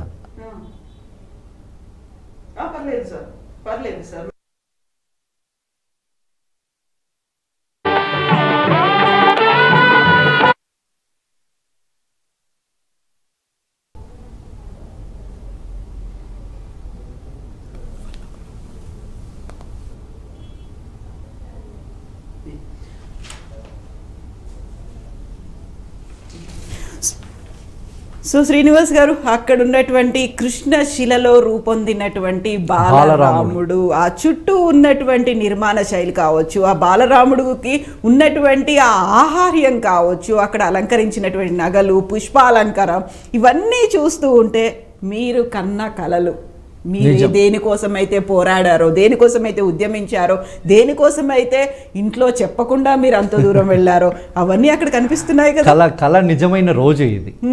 Dream is true. అవును, ఎగ్జాక్ట్లీ. ఎంత ఎగ్జైటింగ్ ఉందంటే, అంటే చూడండి వందల మంది అక్కడ ఉన్నారు. పైనుంచి హెలికాప్టర్ నుంచి కూడా పూల వర్షం కురుస్తుంది రామ మందిరం మీద. ఎక్కడికక్కడ రామ భక్తులు అక్కడ కాషాయ ధ్వజాల్ని పట్టుకొని ఉన్నటువంటి సుందర దృశ్యం కనిపిస్తోంది. లోపల ప్రధానమంత్రి నరేంద్ర మోదీ, RSS చీఫ్ మోహన్ భగవత్, అక్కడ వేద పండితులు. ఎంత అందంగా ఉన్నాడండి బాలరాముడు, ఎంత ముద్దుగా ఉన్నాడు. ఆ పెట్టినటువంటి అలంకారం కావచ్చు, కిరీటాలు కావచ్చు, చేతిలో ఉన్నటువంటి ధనుస్సు బాణం కావచ్చు, అది కూడా కృష్ణశిలతో తయారైనటువంటి ఏకశిలతో తయారైనటువంటి విగ్రహానికి బంగారు వర్ణంలో ఉన్నటువంటి ధనస్సుని అలంకరించారు. అలాగే బాణం కూడా బంగారు వర్ణంలో కనిపిస్తోంది. అక్కడ ఉన్నటువంటి పద్మం మీద నిలబడ్డాడు. ఆ తర్వాత కేవలం బాలరాముడు మాత్రమే కాదు అక్కడ కనిపిస్తోంది, దశావతారాలు కనిపిస్తున్నాయి. రఘువంశం ఉంది అక్కడ. కుడివైపునేమో ఆంజనేయుడు ఉంటే ఎడం వైపున గరుత్మంతుడు పాదాల దగ్గర నిలబడి భక్తిపూర్వకంగా వినమ్రంగా నిలబడినటువంటి ఒక అంశం కనిపిస్తోంది. వీటన్నిటి గురించి కూడా మనం మాట్లాడుకోవాలి. యాక్చువల్గా ఓన్లీ మనం బాలరాముడినే చూస్తున్నాం అనుకున్నాం, కానీ బాలరాముడు కాదు, బాలరాముడితో పాటుగా దశావతారాలు, నవగ్రహాలు ఉన్నాయి, దశావతారాలు ఉన్నది, హనుమంతుడు ఉన్నాడు, శంకుచక్రాలు, ఓం స్వస్తిక్, ఇవన్నీ కూడా నిజంగా ఇప్పుడు మనకు అవి చూస్తుంటేనే మనకు ఒక రకమైన గూస్ బంప్స్ మూమెంట్ అసలుకి మన రోమాలు నిక్కబడుచుకుంటున్నాయి అసలుకి. అవును, అంటే మీరు నిజమే ఎంత అనుభూతి, ఈ అనుభూతికి అన్ని కూడా మనం చెప్పలేని. మిగతా ఏ దేవాలయాలకు వెళ్ళినా, ఏ రామాలయానికి వెళ్ళినా, ఎంత రామ సీత కళ్యాణాన్ని చూసినప్పటికీ కూడా అక్కడ రాముడు పుట్టినటువంటి నేల, రాముడు నడయాడినటువంటి నేల, రామరాజ్యం చూసినటువంటి నేల, అక్కడ రాములో వచ్చారు, మన రాముడు వచ్చారు అనే ఒక ఫీల్. అంటే మనం ఇప్పుడు ఒక ఎక్కడికైనా వెళితే, ఇప్పుడు మన బంధువుల ఇంటికి వెళ్తాం, అప్పుడు ఆ ఫీలింగ్ వేరే ఉంటుంది. ఇప్పుడు అమ్మ దగ్గరికి వెళ్ళాం అనుకోండి, ఆ ఫీలింగ్ వేరే, ఒక ఆప్యాయత అనేది ఉంటుంది. తెలియని ఎఫెక్షన్, లవ్, ఇవన్నీ కూడా అవి మనకు తెలియకుండానే మనలో అవి వచ్చేస్తాయి అన్నట్టు. అలాగే ఈ రోజు రాముడి యొక్క అయోధ్యలో మస్తకం చూస్తే చూడండి, కళ్ళు చూడండి అందంగా ఉన్నాయి అసలుకి. అంటే ఆ రాముడిని చూస్తే ఇంటికి వచ్చిండు, స్వయంగా మనం ఇంటికి వెళ్తే ఎంత ఆనందపడతామో, ఈరోజు రాముడు తన స్వగృహానికి ఒక 550 సంవత్సరాల తర్వాత చేరుకున్నాడు. అంటే ఈ ప్రజల యొక్క కోరిక, రాముడి యొక్క ఈ దీవెనలే ఇవన్నీ జరిపించడానికి ఒక అదే రాముడే స్వయంగా ఈ రోజుని ఎన్నుకున్నాడు, ఈ ముహూర్తాన్ని పెట్టుకున్నది కూడా స్వయంగా రాముడే. సుప్రీంకోర్టులో గెలిచాడు, రాముడు విజయం సాధించాడు, రాముడు ముహూర్తం పెట్టుకున్నాడు, రాముడే స్వయంగా రామాలయానికి చేరుకున్నాడు. అంటే ఒక రాజు విజయం సాధించిన తర్వాత ఏ విధంగా అయితే ఆ కోట పైన వెళ్ళి ధ్వజం రాజా ఎగిరేస్తాడు. అవును, ఎక్కడైతే చూడండి, ఆపాద మస్తకం చూస్తే పాదాల నుంచి తల వరకు చూసినట్టయితే అక్కడ ఉన్నటువంటి ఆభరణాలు కావచ్చు, అక్కడ చేసినటువంటి అలంకారం కావచ్చు, ఉన్నటువంటి ఆహార్యం ఒక గంభీరంగా, పేరుకు మాత్రం 4-5 సంవత్సరాలు ఉన్నటువంటి బాలరాముడే అయినప్పటికీ కూడా ఒక గంభీరత కనిపిస్తోంది, ఒక రాజసం ఉట్టిపడుతోంది అందులో, ఒక దైవత్వం. మన కళ్ళతో మనం రామభక్తులుగా చూస్తే ఒక దైవత్వం అనేది అందులో కనిపిస్తోంది. ఓవరాల్గా అయితే కృష్ణశిలతో ఏర్పాటు చేసినటువంటి, ఏకశిలా రూపంతో ఏర్పాటు చేసినటువంటి బాలరాముడికి సంబంధించి ప్రాణ ప్రతిష్ఠ కార్యక్రమం పూర్తయిపోయింది. ప్రధానమంత్రి నరేంద్ర మోదీ ఉన్నారు, యూపీ సీఎం యోగి ఆదిత్యనాథ్ ఉన్నారు, RSS చీఫ్ మోహన్ భగవత్ ఉన్నారు, అలాగే ఉత్తరప్రదేశ్ గవర్నర్ కూడా అక్కడ ఉన్నారు. ఈ పూజా కార్యక్రమాలు, ప్రాణ ప్రతిష్ఠ కార్యక్రమాలు, అయోధ్య రామ మందిరం అఫీషియల్గా ప్రారంభం జరిగింది. 2020లో శిలాన్యాస్ జరిగింది. 1265 రోజుల్లోనే అది పూర్తయిపోయింది. ఈరోజు రామ్ లల్లా విరాజ్మాన్ అయ్యారు. ఒక పెద్ద సమారోహం అనేది జరిగింది. అందులో భాగంగా ప్రస్తుతం మనం అక్కడ జరుగుతున్నటువంటి మిగతా క్రతువుని చూస్తున్నాం. అక్కడ మిగతా పూజా కార్యక్రమాలు, ప్రాణ ప్రతిష్టకి సంబంధించి ఒక క్షణము మనం ఈ రాజకీయాలని ఇవన్నీ పక్కన పెడితే ఒక్కసారిగా మనం అసలుకి ఒకసారి ఆలోచించండి. 550 సంవత్సరాల తర్వాత ఈ ఎంతో మంది కరసేవకులు, ఎంతో మంది రామభక్తులు ప్రాణత్యాగం చేశారు. అవును, ఈ ఈ ఈ కాలంలో, ఈ దశాబ్దంలో ఈ సమస్యకి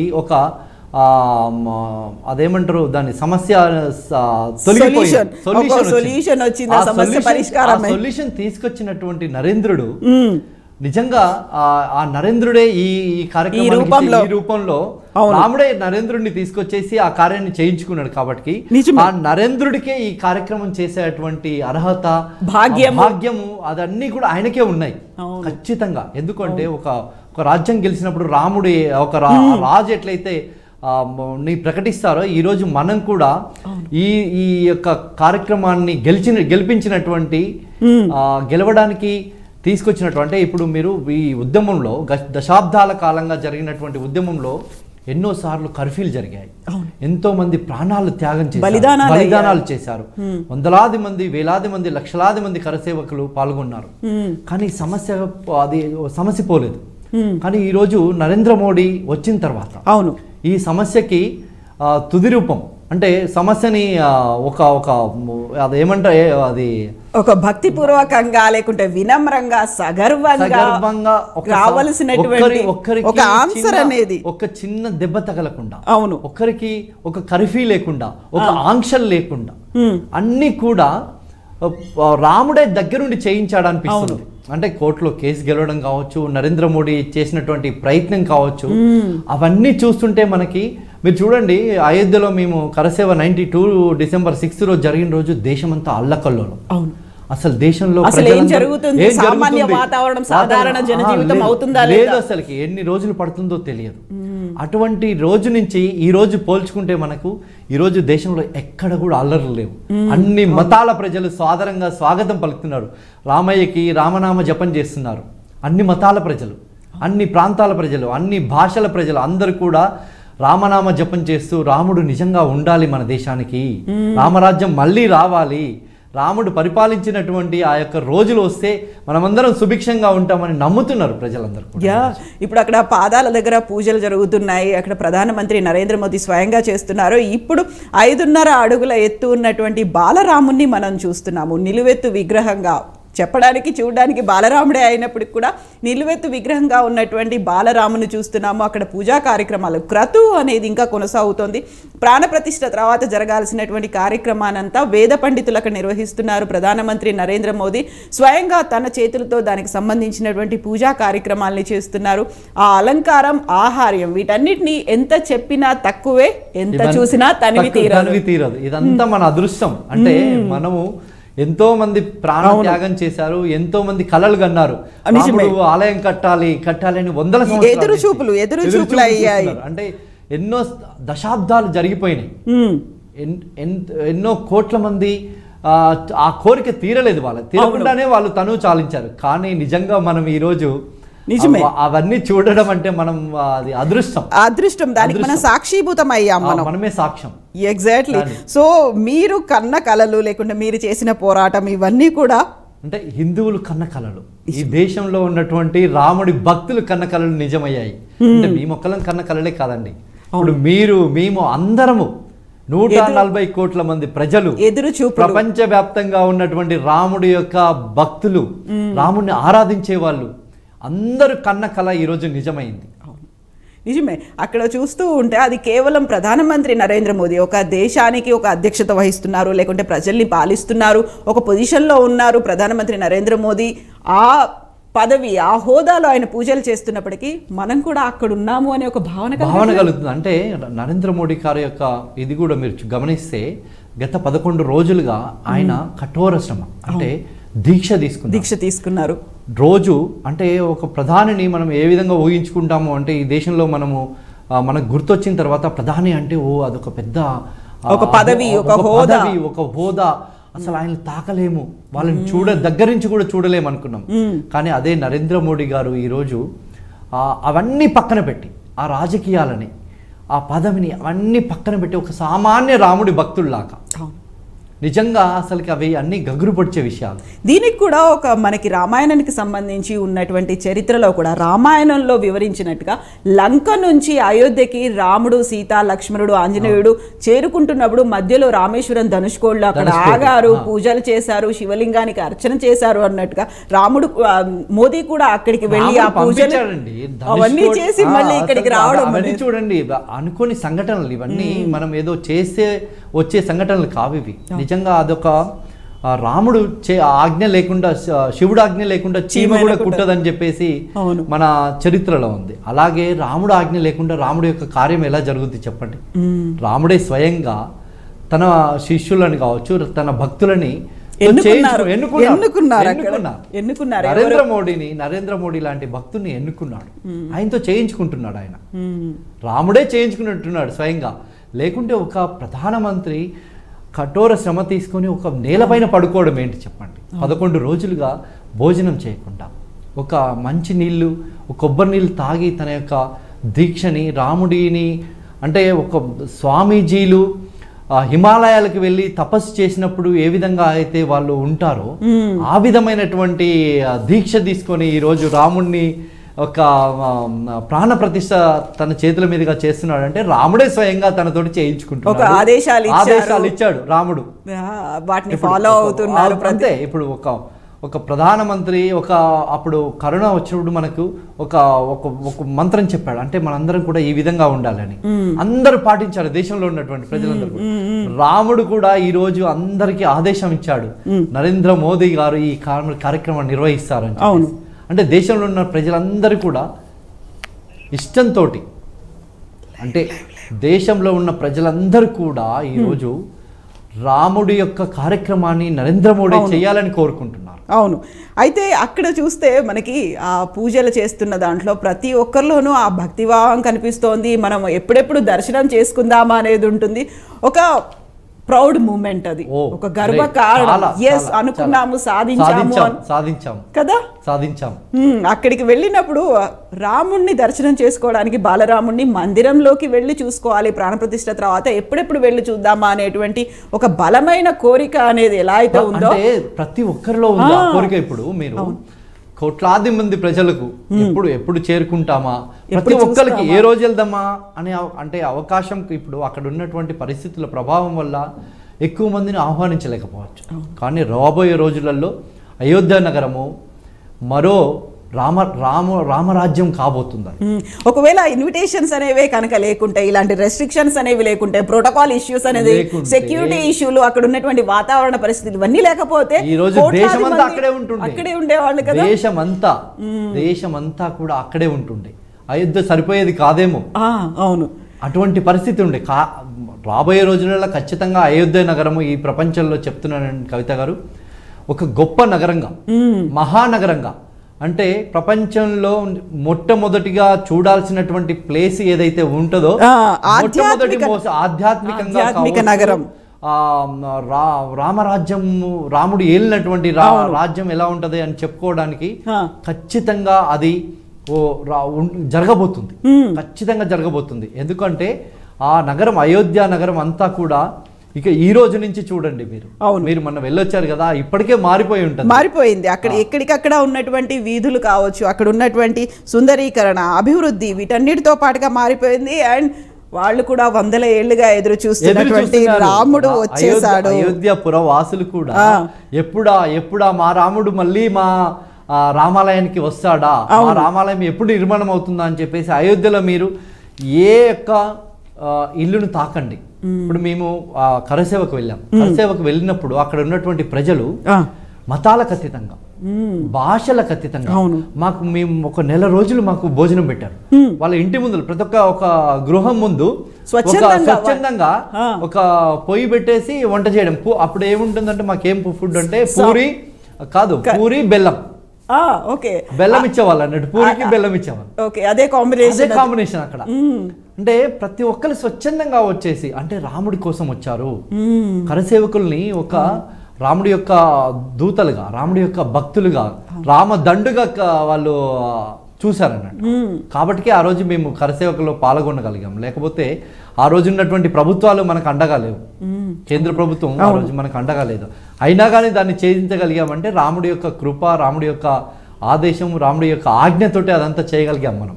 యూజువల్గానే ఈ మధ్య కాలంలో వస్తున్నటువంటి నార్త్ సౌత్ డివిజన్కి సంబంధించి కూడా కనిపిస్తుంది. కాకుంటే అక్కడ ఉన్నటువంటి రామమందిర కంప్లీట్ నిర్మాణం అంతా ఉత్తర భారతదేశ శైలి, నాగరా శైలిలో నిర్మితం అవుతే అందులో ప్రతిష్ఠించినటువంటి రామ్ లల్లా దక్షిణ భారతదేశం ద్రవిడియన్ స్టైల్, అందులో హొయసలా స్టైల్లో ఉన్నటువంటి కృష్ణశిల, ఉత్తరాదిలో ఉన్నటువంటి విగ్రహాలన్నీ కూడా పాలరాతి విగ్రహాలు కనిపిస్తున్నాయి. కాకపోతే దక్షిణాదిలో కేవలం కృష్ణశిలతో నిర్మితమైనటువంటి విగ్రహాలు ఉంటాయి. అక్కడ కృష్ణశిల విగ్రహం ఏర్పాటు చేయడం అనేది ఇది ఒక ఉదాహరణ అండి.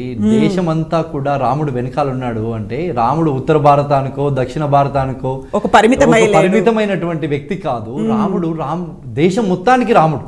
అవును, అది ఆంధ్ర కావచ్చు, తమిళనాడు కావచ్చు, ఉత్తరప్రదేశ్ కావచ్చు, అస్సాం కావచ్చు, కాశ్మీర్ కావచ్చు. ఈరోజు మీకు చాలా రాష్ట్రాలలో ప్రభుత్వాలు స్వచ్ఛందంగా సెలవు ప్రకటించాయి. అవును, చాలా రాష్ట్రాలలో, అంటే కొన్ని రాష్ట్రాలు తప్పితే దేశంలో majority central government half day సెలవు ఇచ్చింది. అంటే ప్రజల యొక్క అభిష్టం మేరకు, ప్రజల యొక్క కోరిక మేరకు ఇదంతా. అంటే ప్రజలే స్వచ్ఛందంగా మీరు ఈ సెలవు ఇవ్వకపోయినా కానీ నేను వెళ్ళిపోతా అంటున్నారు. అవును, అంటే గుడికి వెళ్తాను, మా రాముడు ఈ రోజు మళ్ళీ తన అయోధ్య నగరంలో కొలువు తీరబోతున్నాడు. ఈవెన్ సోషల్ మీడియాలో వైరల్ గా అవుతున్నాయి. మా హోటళ్ళని ఈ రోజు మేము క్లోజ్ చేస్తున్నామని కొంతమంది అంటే, కొన్ని చోట్ల ప్రతి నెల 22వ తారీఖున మేము ఫ్రీగా అన్నదానం ఏర్పాటు చేస్తాము. జనవరి 22 రిసెంబుల్ చేసేట్టుగా అనేది. ఇప్పుడు శ్రీనివాస్ గారు, మనం రాముణ్ణి ఆజానుబాహుడు అంటాం, అంటే నిలువెత్తుగా ఉండేటువంటి రూపం ఆ విగ్రహం. ఇక్కడ చూస్తే బాలరాముడు కూడా 5.5 అడుగులు ఎత్తున్నాడు. 5.5 అడుగులు అంటే ఈ కాలంలో ఒక సామాన్య జనం హైట్. అది 5 అడుగులు, 6 అడుగులు, 5.5 అడుగులు అనేది సామాన్య జనం ఉన్నటువంటి హైట్. బాలరాముడే అంత నిలువెత్తున్నాడంటే వీ కెన్ ఇమాజిన్ ఆజానుబాహుడు. రాముడు ఆజానుబాహుడు. అందుకే రాముడు ఆజానుబాహుడు అని ఎందుకు చెప్తారండి? రాముడు నిజంగా రాముడిని ఇప్పుడు మనం ఆ విగ్రహం చూస్తేనే మనకు అదో రకమైనటువంటి అనుభూతి కలుగుతుంది. అంటే మన గగురు పడుస్తుంది. నిజంగా రాముడే మన దగ్గరికి వచ్చాడేమో అనేటువంటి ఫీలింగ్ కలుగుతుంది. నిజమే. అటువంటి పరిస్థితి ఈ రోజు దేశంలో, మీలో నాలో కాదు, దేశంలో ఉన్నటువంటి 140 కోట్ల మంది ప్రజలలో కావచ్చు, ప్రపంచవ్యాప్తంగా రాముణ్ణి ఆరాధించే దేశాలలో, రాముణ్ణి ఆరాధించేటువంటి భక్తులలో అందరిలో ఇదే భావన, ఒకే భావన, ఒకే మంత్రం, రామ మంత్రం, రామనామ జపం తప్ప ఇంకేమీ లేదు. అటువంటి పరిస్థితి ఈరోజు ప్రపంచవ్యాప్తంగా ఉంది. సో ఇప్పుడు శ్రీనివాస్ గారు, అక్కడ ఉన్నటువంటి మనం దృశ్యాన్ని ఎలా అయితే చూస్తున్నామో అక్కడ జరుగుతున్నటువంటి మంత్రోచ్చారణ కావచ్చు, జరుగుతున్న క్రతువును కూడా మనం విందాం ఇప్పుడు. తప్పకుండా.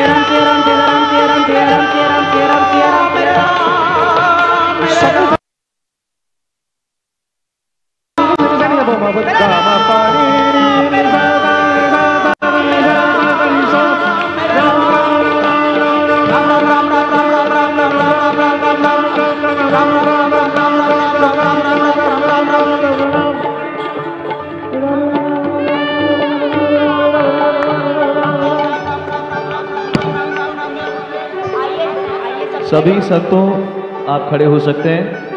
और रामधुन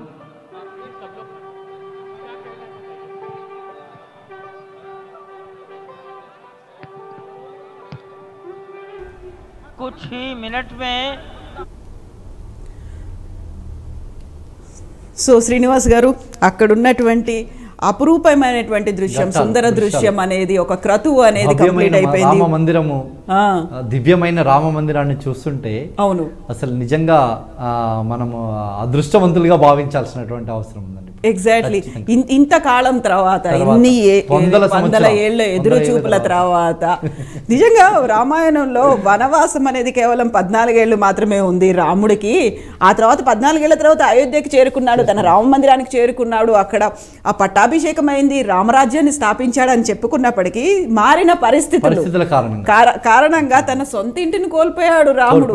500 ఏళ్ల పాటు ఎక్కడున్నాడు? ఒక చిన్న టెంట్ హౌస్ లో ఉన్నాడు, ఆ తర్వాత బాలాలయంలో ఉన్నాడు. ఇప్పుడు స్వయంగా చూడండి, అక్కడ పైన విష్ణుమూర్తి కనిపిస్తున్నాడు, అనంత శేష శయనుడిగా కనిపిస్తున్నాడు, ఆ తర్వాత దశావతారాలు అవన్నీ కనిపిస్తున్నాయి. ఇప్పుడు భక్తుల కోసం ఓపెన్ చేశారు కంప్లీట్ గా, అక్కడ ఉన్నటువంటి తెరలన్నీ తొలగిపోయాయి. అక్కడ అందరికీ ఒక విరాజమానైనటువంటి ఒక సమారోహ అనేది కనిపిస్తోంది. అక్కడ ఉన్నారు, బాలరాముడు వేంచేశాడు మన కోసం, అక్కడ ఉన్నాడు అంటే ఆ సుందర రూపం కూడా రాముడే నిజంగా నడిచొచ్చినట్లుగా అనిపిస్తుంది. ప్రజలందరూ కూడా ఎలా భావిస్తున్నారంటే రాముడు మళ్ళీ ఒకసారి ఎక్కడో యుద్ధం చేసి గెలిచి మళ్ళా రాముడి యొక్క స్వగృహానికి, రామరాజ్యానికి, రాముడి యొక్క కోటకు నడిచొచ్చినట్టుగా అనిపిస్తుంది అన్న ప్రజలందరూ కూడా ఆ విధంగా భావిస్తున్నారు. రాముడు ఎక్కడికో పోయాడు, రాముడు ఎక్కడో కష్టపడ్డాడు అన్నట్టుగా లేదు ప్రజలకి. రాముడు స్వయంగా యుద్ధం చేసి ఆ రోజు రావణుడిని ఏ విధంగా అయితే ఓరించాడో, ఈ రోజు ఉన్నటువంటి ఈ పరిస్థితులలో జరిగినటువంటి మరొకసారి యుద్ధం చేసి గెలిచి ఇప్పుడు ఇది చూస్తూ ఉంటాయి. అయితే మనకి ఓవరాల్ గా అయితే ఒక 500 ఏళ్ల తర్వాత కనిపిస్తున్నటువంటి రాముడు అనేది. ఎస్ శ్రీనివాస్ గారు, అవును, 500 సంవత్సరాల తర్వాత మళ్ళీ రాముడు తిరిగి వచ్చాడు.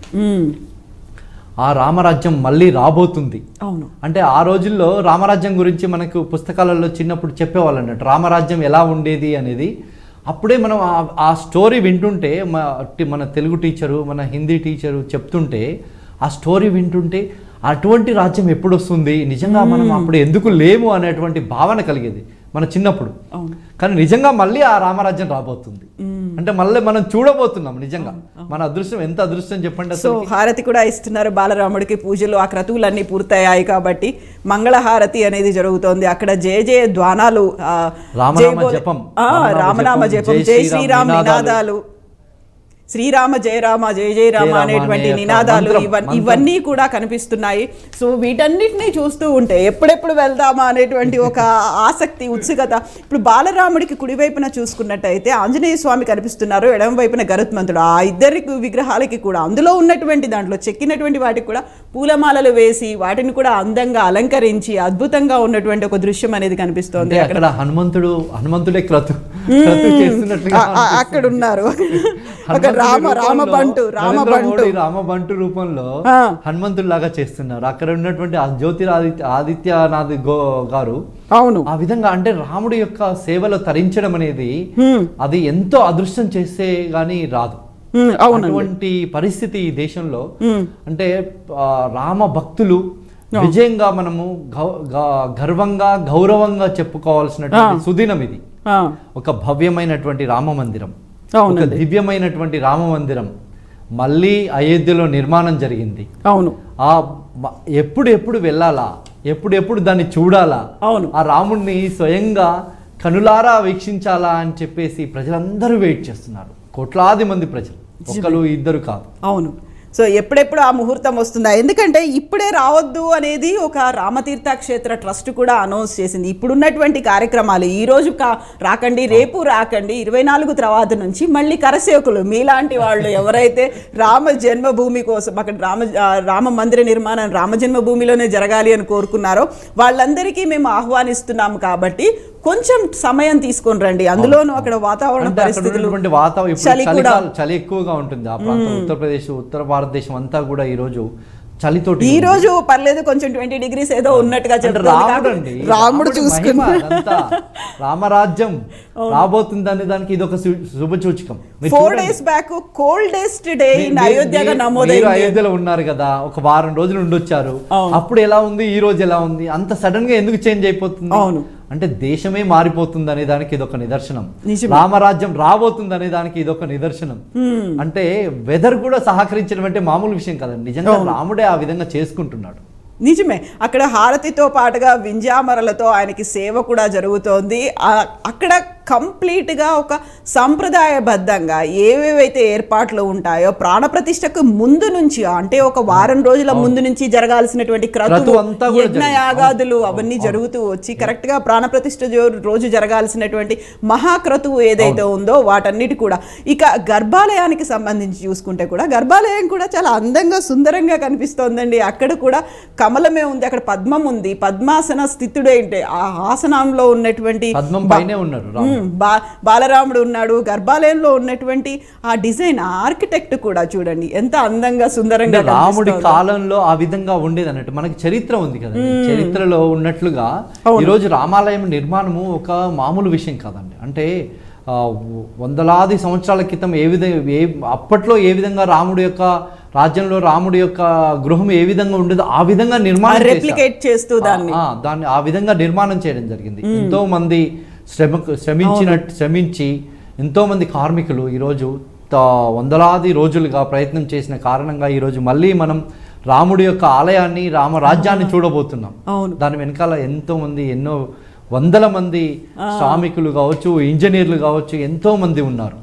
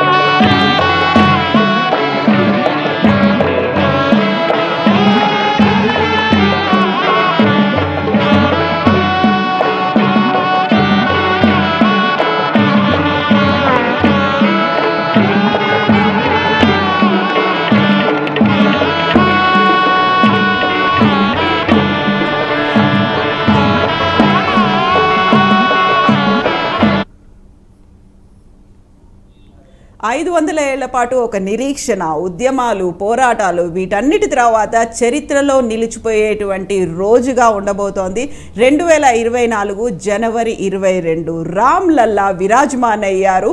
తను పుట్టినటువంటి జన్మస్థానంలో రామ జన్మభూమిలోనే రామ మందిర నిర్మాణం జరిగింది. అందులోనే బాలరాముడి విగ్రహ ప్రాణ ప్రతిష్ఠ జరిగింది. 500 ఏళ్ల తర్వాత తన సొంతింటికి చేరుకున్నటువంటి రామయ్యను చూసి, బాలరాముణ్ణి చూసి దేశమంతా గర్విస్తోంది. భక్తి భావం ఉప్పొంగుతోంది. రామనామ జపం అనేది సర్వం రామమయంగా నిండిపోయింది. అంతా రామమయం, జగమంతా రామమయం. ఎస్, జగమంతా రామమయం గురించి మాట్లాడుకుంటున్నాము. దేశవ్యాప్తంగా ఉన్నటువంటి సంబరాలతో పాటుగా జగం అంటే నాట్ ఓన్లీ భారతదేశం కాదు కదా, అందరూ మొత్తం అంటే ప్రజలు ఉన్నటువంటి భూభాగం అంతా కూడా జగమే. ఈ జగమంతా ఒక రామనామ జపం జరుగుతుంది. ఇప్పుడు మీరు చూస్తే న్యూజిలాండ్, కెనడా, సెలబ్రేషన్స్ చేసుకుంటున్నారు, ఆస్ట్రేలియా, అమెరికా, ఇప్పుడు ముస్లిం కంట్రీస్ కూడా, ఇప్పుడు మీకు సౌత్ ఆఫ్రికాలో చాలా దేశాలలో ఈరోజు సెలబ్రేషన్స్ జరుగుతున్నాయి. అవును, ఇప్పుడు ఈవెన్ అరబ్ కంట్రీస్లో బిగ్ స్క్రీన్స్ పెట్టుకొని దుబాయ్లో పెద్ద స్క్రీన్ పెట్టేసి ప్రజలు వీక్షిస్తున్నారు. అక్కడ అంటే ప్రతి ఓపెన్ ప్లేస్లలో పెట్టినటువంటి సంఘటనలు. అంటే అక్కడ మన మతం చాలా చిన్నది, మైనారిటీస్ మనం అయినా కానీ ఆ ప్రజలు యాక్సెప్ట్ చేస్తున్నారు. నిజంగా రాముడు ఉన్నారని వాళ్ళు నమ్ముతున్నారు. అవును, ఒక సెలబ్రేషన్, ఒక మాహోల్ అంటారు కదా, ఒక పండగ వాతావరణం. ఇప్పుడు మనకి ముందు చెప్పినట్టుగా ఈ రోజు సాయంత్రం ఇంటి ముందు 5 దీపాలు వెలిగించండి, ప్రతి దేవాలయంలోనూ వేడుక జరుపుకోండి, ప్రసాదాల్ని పంచండి, రామనామ కీర్తనలు చేయండి, జపం చేయండి, హనుమాన్ చాలీసా పఠించండి, రామచరితమానస్ చదవండి. ఇవన్నీ చెప్పినప్పటికి కూడా ఒక ఉత్సాహం, ఒక ఉద్వేగం అనేది, ఒక అనుభూతి చెందుతూ వాళ్ళంతా ఎవరు చెప్పలేదు బళ్ళ మీద జెండా పట్టుకొని తిరగండి అనేది, ఎవరికి ఆదేశాలు ఇవ్వలేదు. కానీ ప్రజలందరూ స్వచ్ఛందంగా బయటికి వచ్చేసి ఈరోజు రామనామ జపం చేస్తున్నారు. కోట్లాది మంది ప్రజలు ప్రపంచవ్యాప్తంగా, అంటే మన దేశంలోనే కాదు, అంటే రాముడు అంటే భారతదేశానికి సంబంధించిన అనుకోవట్లేరు. ఇప్పుడు ఈ నేపాల్ అంతా కూడా భారతదేశంలో ఎలా ఉందో ఈరోజు నేపాల్ మొత్తం కూడా సంబరాలు. జనకపూర్ నుంచి సీతమ్మ వారికి చీరను తీసుకొచ్చినటువంటి సందర్భం చూడండి. కంబోడియా నుంచి రాముడికి పసుపు తీసుకొచ్చారు సీతమ్మ పాదాలకు అలంకరించడం కోసం. కంబోడియా మా దేశం నుంచే పోయేది ఎప్పుడు కూడా పసుపు అని చెప్పేసి ఈరోజు కంబోడియా నుంచి, ఇండోనేషియా నుంచి ఈరోజు ప్రజలు స్వచ్ఛందంగా ఇండోనేషియా నుంచి ఈ కార్యక్రమంలో పాల్గొంటున్నారు. లేకపోతే ఆఫ్రికా దేశాల్లో ఉన్నటువంటి చాలా దేశాలు, ఘనా కావచ్చు, టాంజానియా కావచ్చు, ఇలాంటి దేశాలు పేరు చెప్పుకుంటూ పోతే మనం వివిధ దేశాల నుంచి భక్తులు ఇప్పుడు ఇండోనేషియా, థాయిలాండ్, మయన్మార్, అన్ని దేశాల నుంచి ఈరోజు ప్రజలందరూ అయోధ్యకు చేరుకున్నారు. ఇప్పుడు వేలాది మంది విదేశీ భక్తులు. వాళ్ళే కాకుండా వాళ్ళ దేశాలలో ఈరోజు ఆలయాలలో ఒక పెద్ద సంబురం జరగబోతుంది, ఒక పండగ. అంటే ఆ దేశంలో వాళ్ళ పండుగను కూడా అంత గొప్పగా చేసుకుంటారో చేసుకోరో, కానీ ఈరోజు రాముడి యొక్క ఆలయంలోకి రాముడు మళ్ళీ పునరాగమనం చెందుతున్నటువంటి ఈ సందర్భంలో ఈ ఘట్టాన్ని, ఈ మధురమైన ఘట్టాన్ని, ఈ దివ్యమైన ఆలయాన్ని నిజంగా వందల కోట్ల మంది ప్రజలు వీక్షిస్తున్నారు. అంటే రాముడివి ఎంత నిజం అనే దానికి ఇది ఒక నిదర్శనం అండి. అంతే. సో దివ్య మంగళ రూపం, భవ్య దివ్య రామ మందిర నిర్మాణం ఇవన్నీ అవుతున్నప్పుడు స్వచ్ఛందంగా వచ్చినటువంటి అంత త్యాగం, ఎంతో మంది ప్రజలు త్యాగం దీంట్లో ఉంది.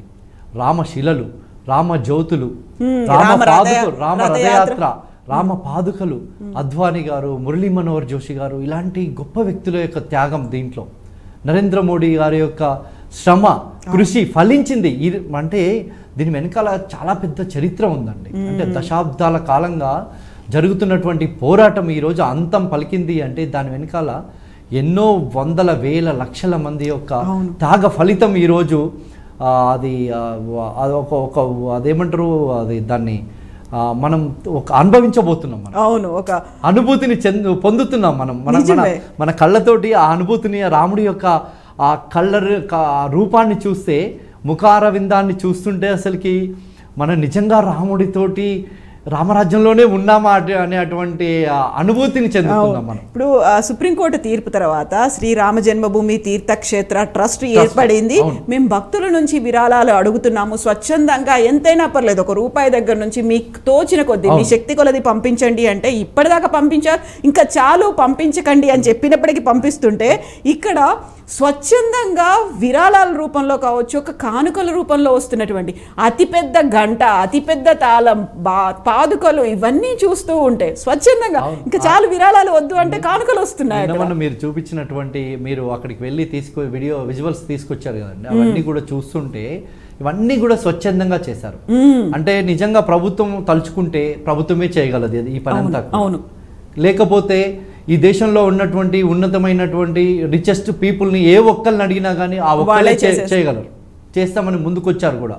కానీ ఆ ట్రస్ట్, రామాలయంకు సంబంధించినటువంటి ట్రస్ట్ ఏదైతే ఉందో ఇందులో అందరి భాగస్వామ్యం కావాలి, హిందువుల భాగస్వామ్యం కావాలి, అన్ని మతాల భాగస్వామ్యం కావాలి. రాముడు ఆరాధ్య దైవం, అందరి దేవుడు. అందుకే అందరి తలా రూపాయే ఇవ్వమన్నారు.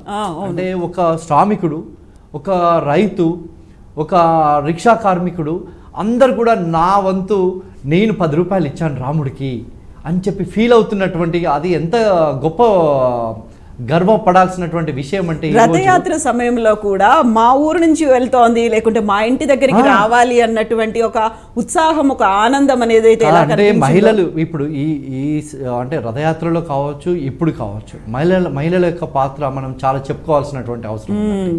నిన్న నేను చాలా గుళ్ళకి, చాలా ప్రాంతాలకి వెళ్ళినప్పుడు అక్కడ స్వచ్ఛందంగా మహిళలు, ముఖ్యంగా ఇప్పుడు జరుగుతున్నటువంటి ఈ యొక్క కార్యక్రమంలో మహిళల పాత్ర చాలా ఎక్కువగా ఉంది. మహిళలు స్వచ్ఛందంగా వచ్చేసి మొన్న మా ఊర్లో ఈ కార్యక్రమం, అక్షింతల కార్యక్రమం తీసుకున్నాం. ఓకే, అక్కడ ఎవరు చెప్పారు, ఆ పూజారికి చెప్పాము, ఆ పూజారి అక్కడ ఉన్నటువంటి మహిళలకు చెప్పాడు. కానీ ఒక 500-600 మంది మహిళలు స్వచ్ఛందంగా మంగళహారతులు తీసుకొని మేము కార్యక్రమంలో పాల్గొంటామని చెప్పి వచ్చారు. అంటే ఏ రాజకీయ పార్టీకి సంబంధం లేదు, ఏ ఆర్గనైజేషన్కి సంబంధం లేదు. ఇప్పుడు ఏదైతే బయట చెప్తున్నారో బీజేపీ వాళ్ళు చేస్తున్నారు, ఆర్ఎస్ఎస్ వాళ్ళు చేస్తున్నారు, విశ్వ హిందూ పరిషత్ వాళ్ళు చేస్తున్నారు, ఏబీవీపీ వాళ్ళు చేస్తున్నారు అని చెప్తున్నటువంటి దానికి అది కాదు అని చెప్పడానికి ప్రజలు స్వచ్ఛందంగా పాల్గొంటున్నారు. ప్రజల యొక్క భాగస్వామ్యం ఉంది దీంట్లో.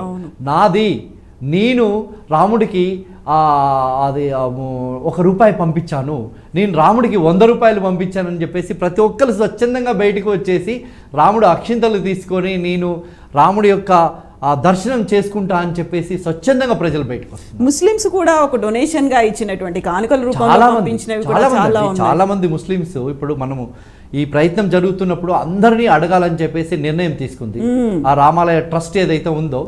ఏ మతానికి సంబంధం లేకుండా అన్ని మతాల ప్రజలను ఎవరైతే సహాయం చేస్తామంటే అందరు సహాయం తీసుకోమని చెప్పాను.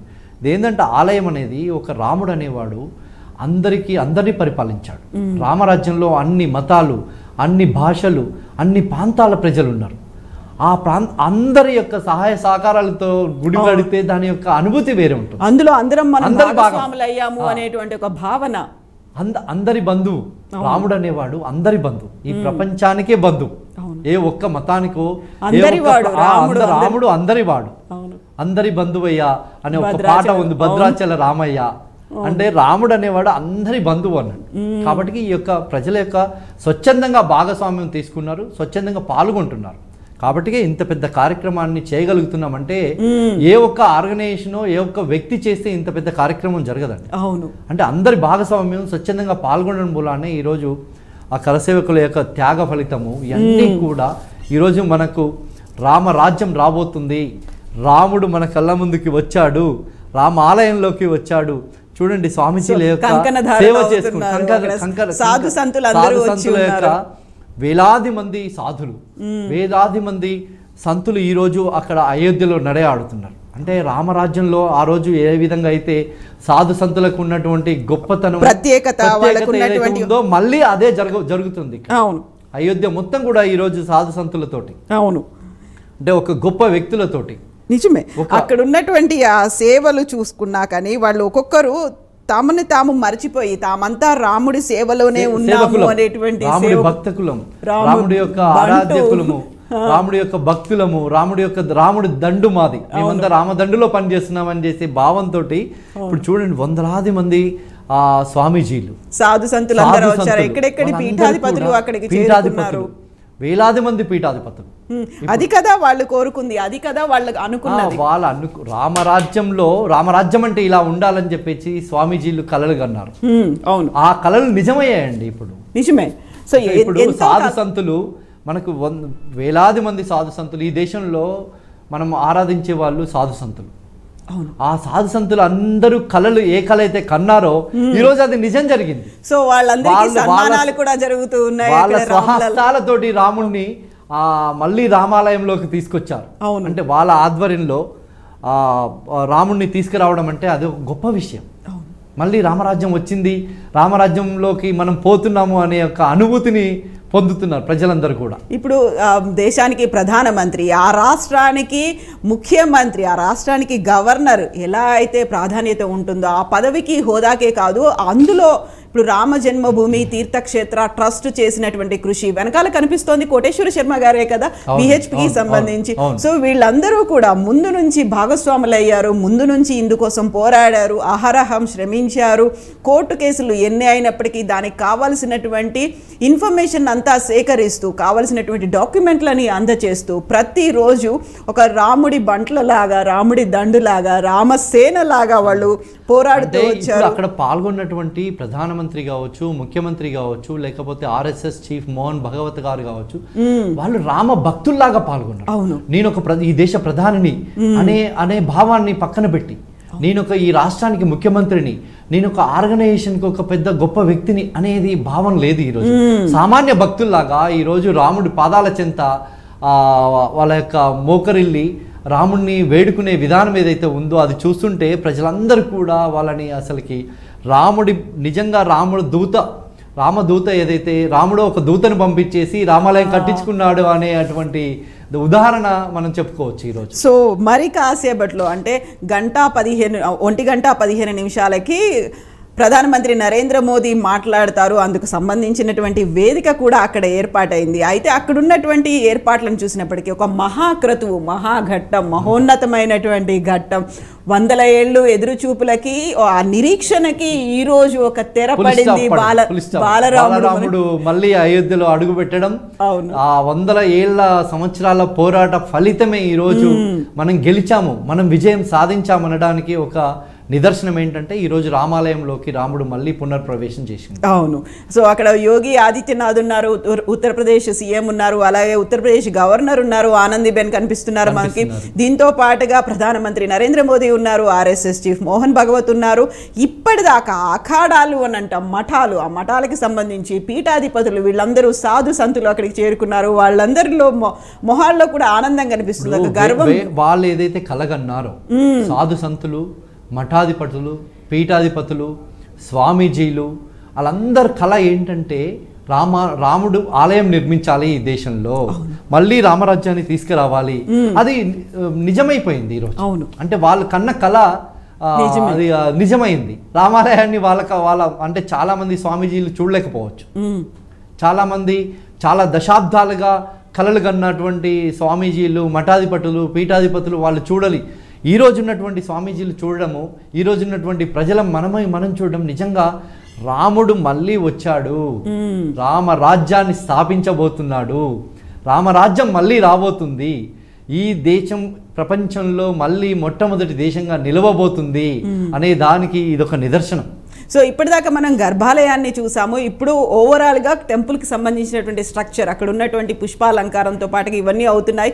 మహాక్రతువు అనేది ముగిసిన తర్వాత ఒక మహోన్నతమైనటువంటి ఘట్టం ఆవిష్కృతమైన తర్వాత ఇప్పుడు సమస్త జాతి బాలరాముని దర్శించుకునేటువంటి ఒక అవకాశం వచ్చిన తర్వాత అక్కడ సాధు సంతులతో ముచ్చటిస్తున్నటువంటి ప్రధానమంత్రి నరేంద్ర మోదీ, బయట ఎదురు చూస్తున్నటువంటి విఐపీలు ఎవరికైతే ఇన్విటేషన్ వచ్చిందో వాళ్ళంతా ఎదురు చూస్తున్నారు, ఎప్పుడెప్పుడు తమ వంతు వస్తుందా లోపలికి బాలరాముని దర్శనం చేసుకోవాలా అని చెప్పేసి 1000 కళ్ళతోటి కోట్లాది మంది ప్రజలు వీక్షిస్తున్నారు.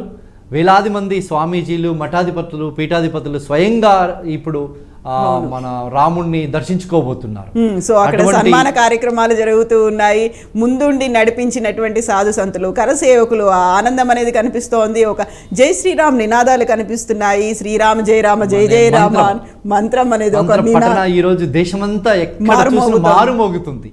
అవును. ఇప్పుడు మనం భద్రాచలం వెళ్ళినప్పుడు మనకి రాముడి యొక్క మంత్రము మనకు వినిపించేది. సో ఇంతసేపు కంకణంతో పాటుగా అక్కడ ఉన్నటువంటి ఒక రింగును కూడా తొరిగారు, ఒక అంగుళీయకాన్ని కూడా అక్కడ ఉన్నటువంటి సాధు సంతులు ప్రధానమంత్రి నరేంద్ర మోదీకి ఇచ్చినటువంటి ఒక బంగారు అంగుళీయకాన్ని బహుకరించారు. దీంతో పాటుగా రుద్రాక్షమాలలు, జపమాలలు, అక్కడ ఉన్నటువంటి కాషాయ కండువాలు ఇవన్నీ చూస్తూ ఉంటే ఆ ఆనందం అనేది కనిపిస్తుంది. ఒక ప్రసాదాలు అందజేస్తున్నారు, భగవద్గీత, రామాయణాలని అందజేస్తున్నారు ప్రధానమంత్రి నరేంద్ర మోదీకి. బోల్డన్ని కానుకలు రామయ్యకి, బాలరాముడికి ఎలా అయితే వచ్చాయో ఈరోజు ప్రధానమంత్రి నరేంద్ర మోదీకి కూడా అలాగే కానుకల వర్షం కనిపిస్తోంది అక్కడ.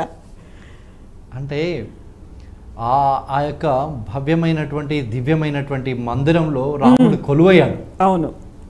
ఆ తిథి ముహూర్తం ప్రకారము కొలువైనటువంటి దృశ్యాలని ప్రపంచవ్యాప్తంగా ప్రజలందరూ కూడా వీక్షిస్తున్నారు. అవును.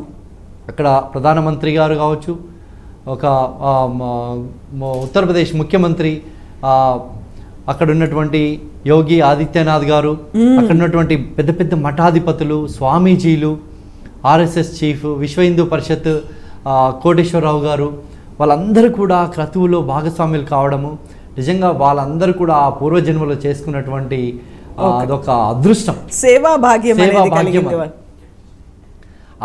అది మనం చూడడము, చూసి తరించడం కూడా మన యొక్క అదృష్టమే. ఇది నిజమే, నిజం. ఇప్పుడు వాళ్ళు వేలాది లక్షలాది మంది కరసేవకుల యొక్క త్యాగ ఫలితమే ఈరోజు రామాలయం నిర్మాణం. ఆ త్యాగానికి 550 సంవత్సరాల చరిత్రకి ఈరోజు ఒక ఫుల్ స్టాప్ పడింది. రాముడు మళ్ళీ రామరాజ్యంలోకి, రామాలయంలోకి, అయోధ్యలో అడుగుపెట్టాడు. అయోధ్య నుంచి మళ్ళీ ఈ దేశాన్ని పరిపాలించబోతున్నాడు. ఎగ్జాక్ట్లీ. అక్కడ ఉన్నటువంటి ఆనందాలు, ఒక సంబరం అనేది, ఒక పండగ వాతావరణం అనేది కనిపిస్తోంది. మరి కాసేపట్లో గర్భాలయం నుంచి ప్రధానమంత్రి నరేంద్ర మోదీ వస్తారు. బయటకు వచ్చిన తర్వాత ఒక ప్రసంగం అనేది ఉంటుంది. ఆ తర్వాత మెల్లిమెల్లిగా అక్కడ ఉన్నటువంటి విఐపి భక్తులు ఎవరైతే ఉన్నారో వాళ్ళందరికీ బాలరాముని దర్శించుకునే మహద్భాగ్యం కలగబోతోంది. బాలరాముడికి పూజలు అయిపోయాయి, ఒక మహాక్రతువు ముగిసింది. మెల్లిమెల్లిగా అక్కడ ఉన్నటువంటి విఐపీలు కూడా ఎదురు చూస్తున్నారు, ఎప్పుడు మేము లోపలికి వెళ్తామా, ఎప్పుడు బాలరాముని దర్శించుకోవచ్చా అనేది. అక్కడ బాలరాముని దర్శించుకోవడంతో పాటుగా తనివి తీరా రామ మందిరాన్ని చూడాలి అనేటువంటి ఆతృత అనేది కనిపిస్తోంది. అక్కడ ఉత్సాహం అనేది కనిపిస్తోంది. అందరిలో కూడా ఒక ఆనందం. అక్కడ మొబైల్ ఫోన్స్లో ఎంత వీలైతే అంత చిత్రీకరించుకోవాలి, అది భవిష్యత్తు కోసం కూడా ఉపయోగపడుతుంది అనేటువంటి ఒక ఆనందం అనేది అక్కడ వారిలో కనిపిస్తుంది. స్వయంగా బంధిస్తున్నారు వాళ్ళ మొబైల్ తమ చేతిలో బంధిస్తూ.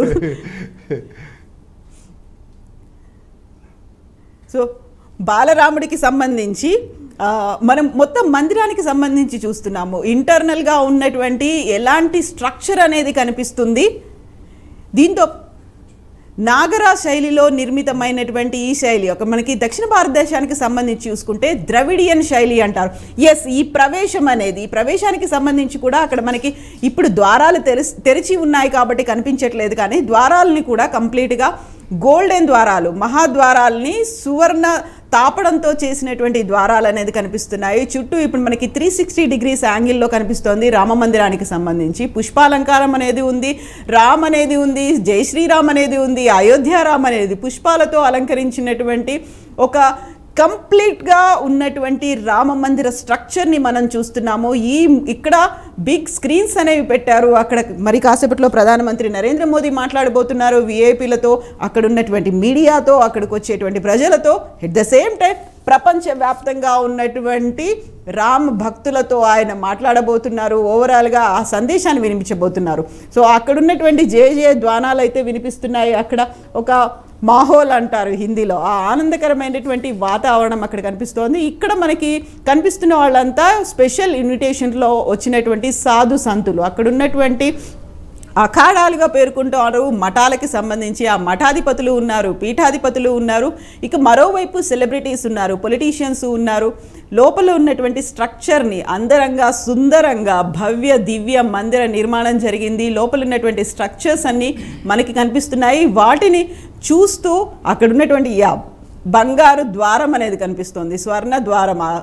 ఆ ద్వారాల్ని కూడా నిర్మించింది హైదరాబాద్కి చెందినటువంటి అనురాధ టింబర్స్ ఇంటర్నేషనల్. దానికి బంగారు తాపడాన్ని ఒక అజ్ఞాత వ్యక్తి 50 కోట్లు అందించారు. ఆ 50 కోట్లతో బంగారాన్ని తాపడం చేసి ఇచ్చారు. ఆ అజ్ఞాత వ్యక్తి ఎవరో కూడా తెలియదు.